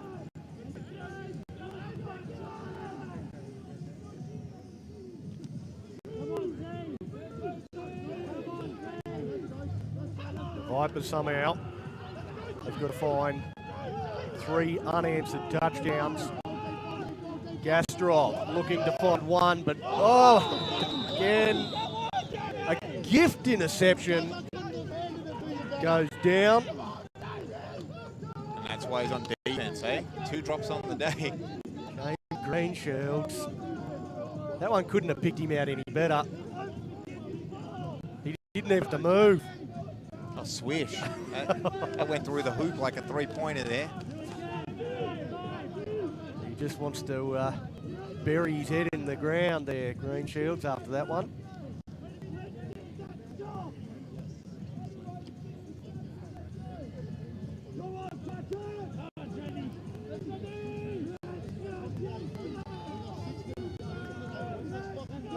Third down. Gastrov. Again, that one is intercepted. They finally hold on to one. And they're coming back. And looking to return it with interest. Oh, that's a bit late. Now we're getting chirpy. But now it's going to descend into chaos. Henry Mateo with the intercept. Late hits from the Vipers. Frustration starting to boil over. Helmets off on Kavanagh.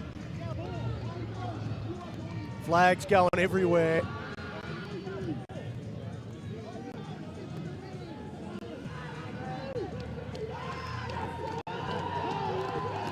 The officials call it there.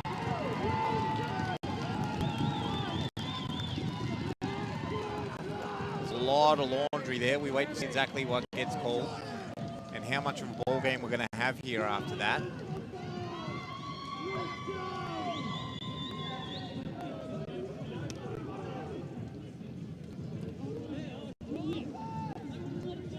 Officials trying to make sure that players stay on their own sides of the field.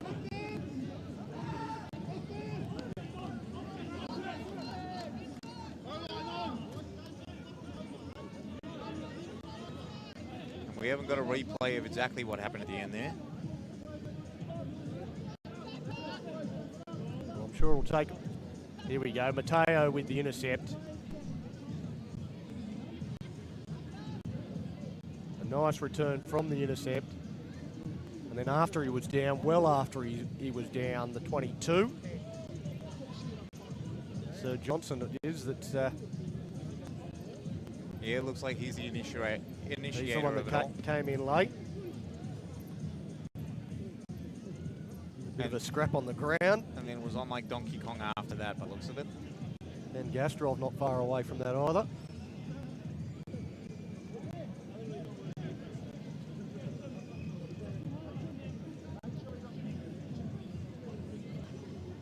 And that's just frustration, pure and simple. They've been outplayed on the biggest night of the season by the Swan City Titans. They've let that frustration get the better of them the back end of this game. Here it is again.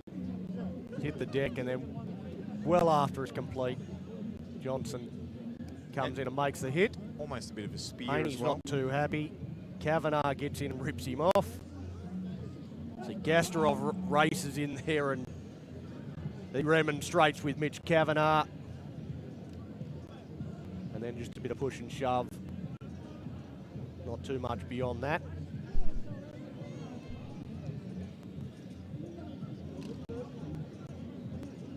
At the end of the day, despite the late hit, Mateo, he got up, he was fine. And look, it's not our job to figure out what happens there. That's what the Zebras are out on the field for.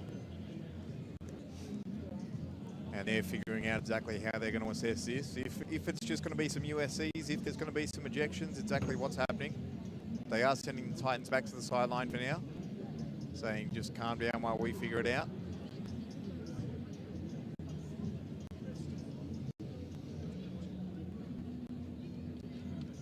Makes you think it's going to be a while before we get exact decisions when they do that, when they say, look, just calm down, we're still having a chat.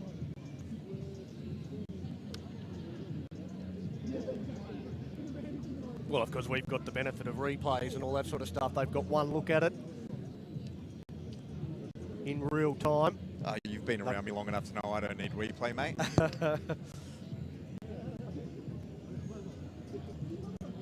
Because the officials, they all see different things from different angles.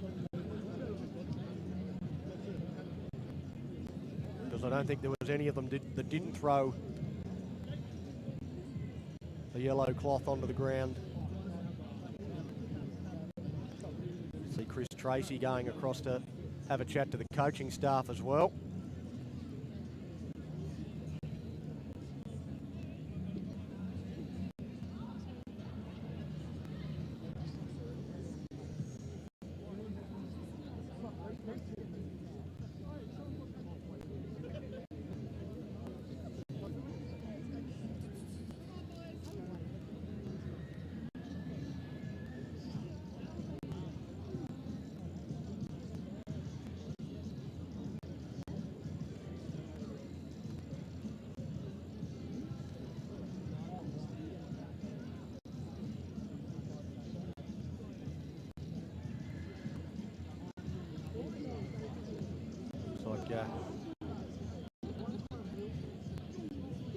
Judge Tracy just about ready to deliver a verdict.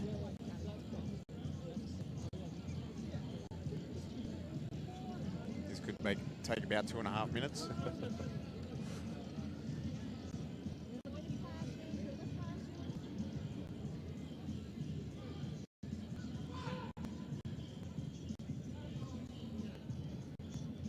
Just So this angle looking a little bit like the Aslan guy did the So that's- Mark McGowan conference.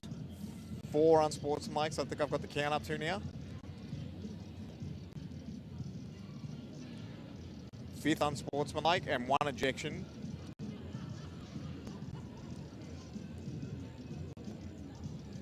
First down. All right, let's get the full call here, but I think it's 5. Yeah, fouls by 2 teams on a game. Dead ball foul. Unsportsmanlike conduct. Number 22, late hit. Dead ball foul. Unsportsmanlike conduct. Number 51. Dead ball foul. Number 22. Unsportsmanlike conduct. Number 22, Vipers. Dead ball foul. Unsportsmanlike conduct. Number 22, Vipers. Number 22, Vipers eject himself from the game. Dead ball foul. Number 24, Titans. Penalties offset. First down, Titans. There you go. So even though it was 4-1 on the dead balls, because they're all dead balls, they offset. So the ball will remain at the same spot. Yes, sir, Johnson is ejected from the game because he got multiples on that. The late hit and then the extracurricular wrestling stuff as well. And then Mitchell Kavanagh coming in and ripping him off the pile has offset everything.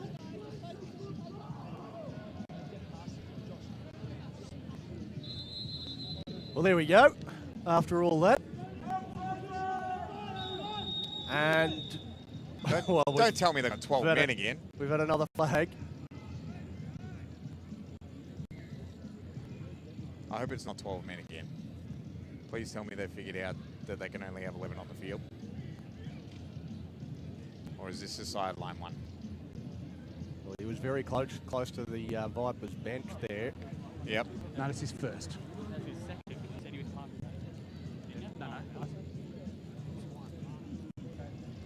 Dead ball foul. Sportsmanlike conduct, number 13. 15-yard penalty, first down. That's Gasterov. And he escaped getting one on the Yeah, last play. I thought he probably should have got one as well. He was certainly in there roughhousing Mitch Kavanagh on the ground on the replay we saw, but he got missed on that one. He picks one up there on the sideline though.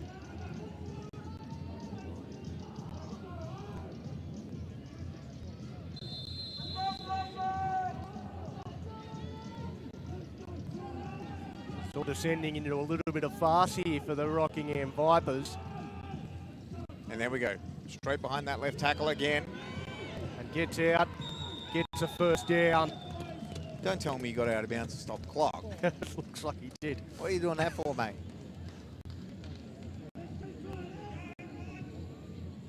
They're not done scoring yet, the Titans. They've got this one well in hand.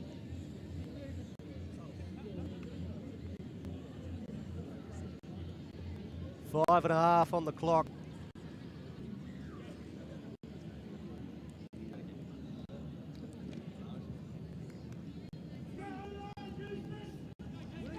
Certainly made the effort. He didn't look to cut back in and keep the clock running at all.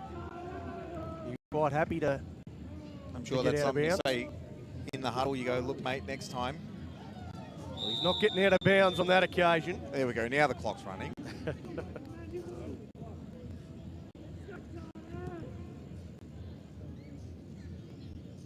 Nothing for him there. Goliota with the tackle.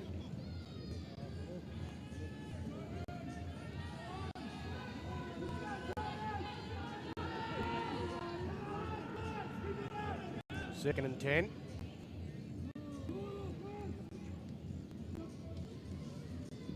Haney keeps. On the ground and then in they come. I don't know, there was a great deal of intent in that one. Helmet to helmet is still helmet to helmet, Yeah. though. And that normally gets called as targeting as well, which means we may have our second ejection of the game. Because targeting is different to any other USC. We'll wait to see what they say. But normally if you go helmet to helmet, you don't need two of those. One gets you out. Kipling holder, the offender. And Kipling's been going around since junior level. Was originally part of the Wolverines when he was a junior. Before following Brant and the Honda clan across to the Vipers. Personal foul, number 24. Defense, late hit, 15-yard penalty, first down. All right, so they called on the late contact, but not the helmet-to-helmet contact, which keeps him in the game. I thought he was almost falling over on that one. Correct, but even if Haney's falling over, that doesn't tell you No, to leave the helmet at the same height. I mean, Holder was falling over.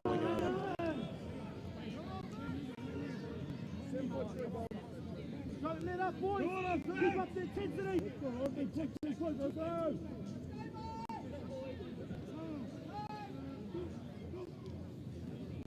There they go off to the left again. Yeah, man, I think the Vipers might have figured that one out by now. Ball comes out there, but I think it was after the tackle was complete. Let's go, Tyler! Green Shields is walking around with a ball in his hands on the sideline, just hoping the next time one comes his way, he can actually hang on to it. Hold on to it. Yeah, he's practicing hanging on to a football now. Tim Cant there, maybe you can get him to throw him a couple. Keep it up, bud! Clock's ticking at the moment. Let's go, boys! Keep it up, O-line!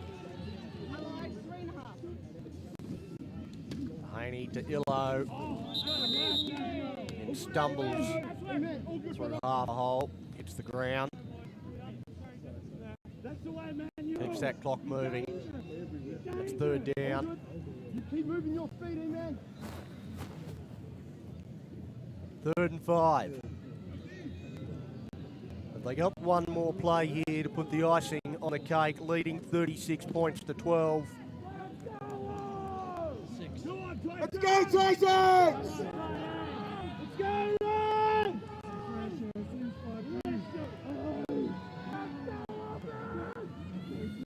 Drop back again to Illo. It opens up for him. He's got the first down. Do we need the chains again? Yes, it looks like we're just outside the 10.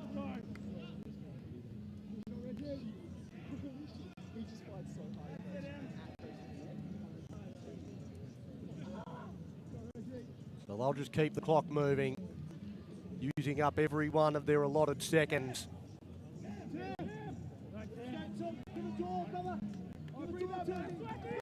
Bringing in Tim Cant. Emmanuel Willow making his way to the sideline. I think his day might be done. And it's been a fantastic day for the athlete. Let's go, Titans! Keep it up! Let's go, Titans!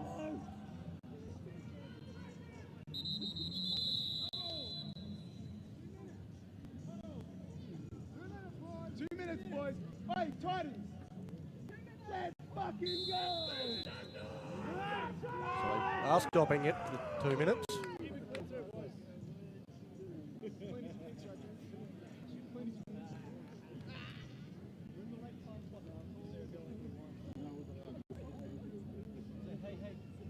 Just waiting to see what happens here as the players exit their huddles. Looks like we got the big man backfield. Kavanagh behind Marciello. Cant's coming to tight end.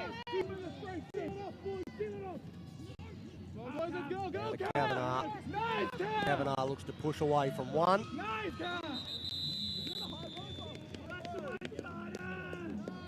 Looks to have about half of the yardage required.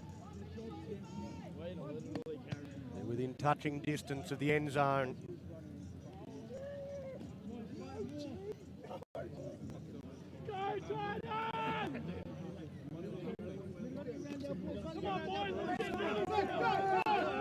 Looking for the final cherry on top.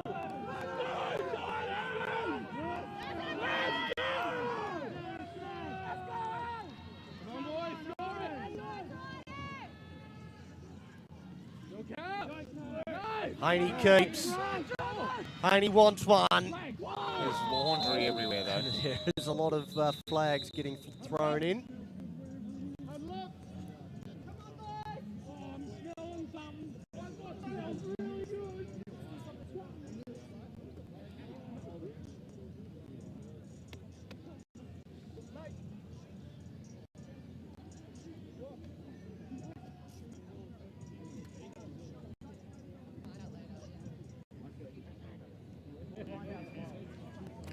Holding. Number 4, offense. 10-yard penalty from spot of foul. Still, second out. Oh, look, he comes in for the drive and immediately gets done. Surprised they haven't just dragged him for it.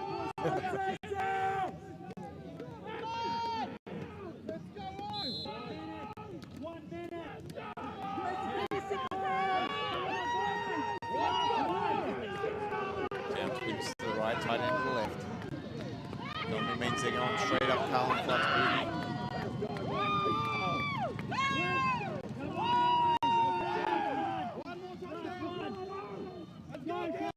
Kavanagh. They get hold of him. Penetration came quick. It's like we're not the only ones that knew where that was going.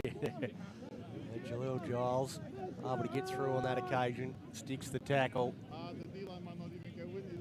We're down to the final 15 seconds.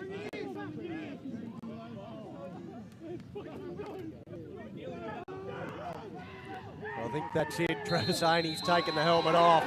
And there it is. The full-time whistle is blown. And the Swan City Titans are victorious. They are the West Bowl 26 champions with a 36-12 victory over the Rockingham Vipers. And they're on the field and celebrating. Well, you can't blame them. They go down to their fans down that end of Dorian Gardens. Are they going to try to do a full victory lap or something here?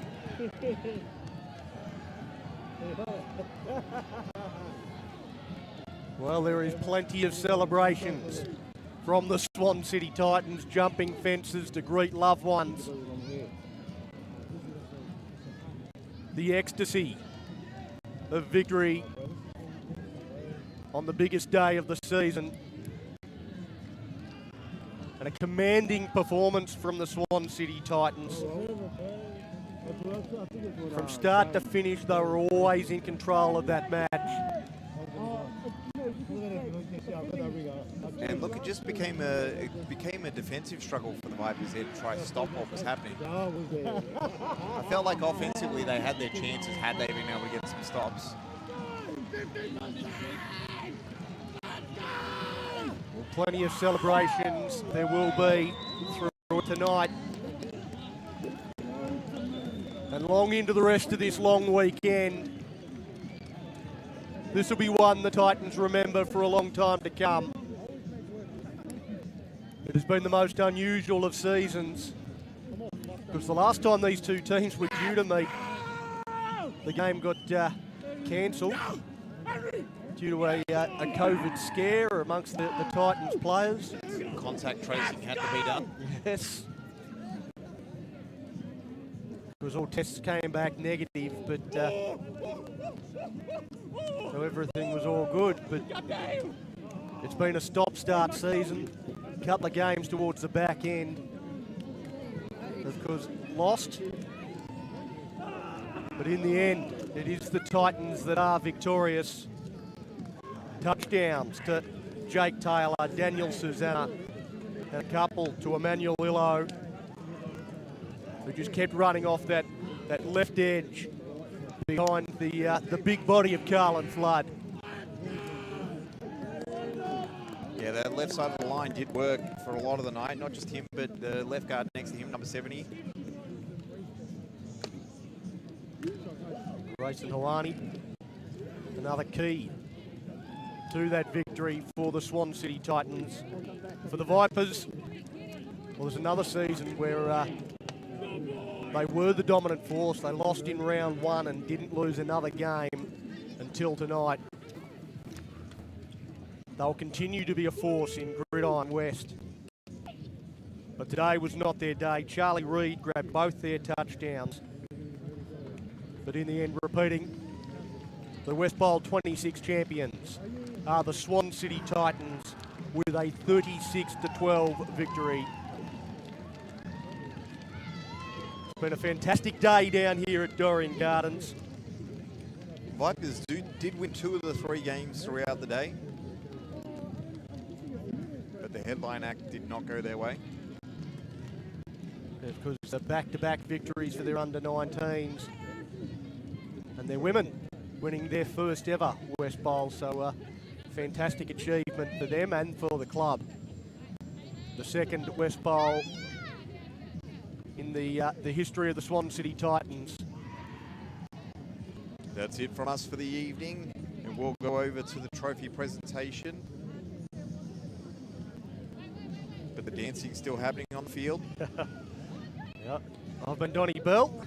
I've been joined by J.R. Rogers throughout the evening. It's been fantastic to have your company. Good display of gridiron in Western Australia as well throughout the day on all facets of the competition. Juniors, women's and men's, all crackers. We'll sign off, we'll head over to the presentations, and we'll see you next year.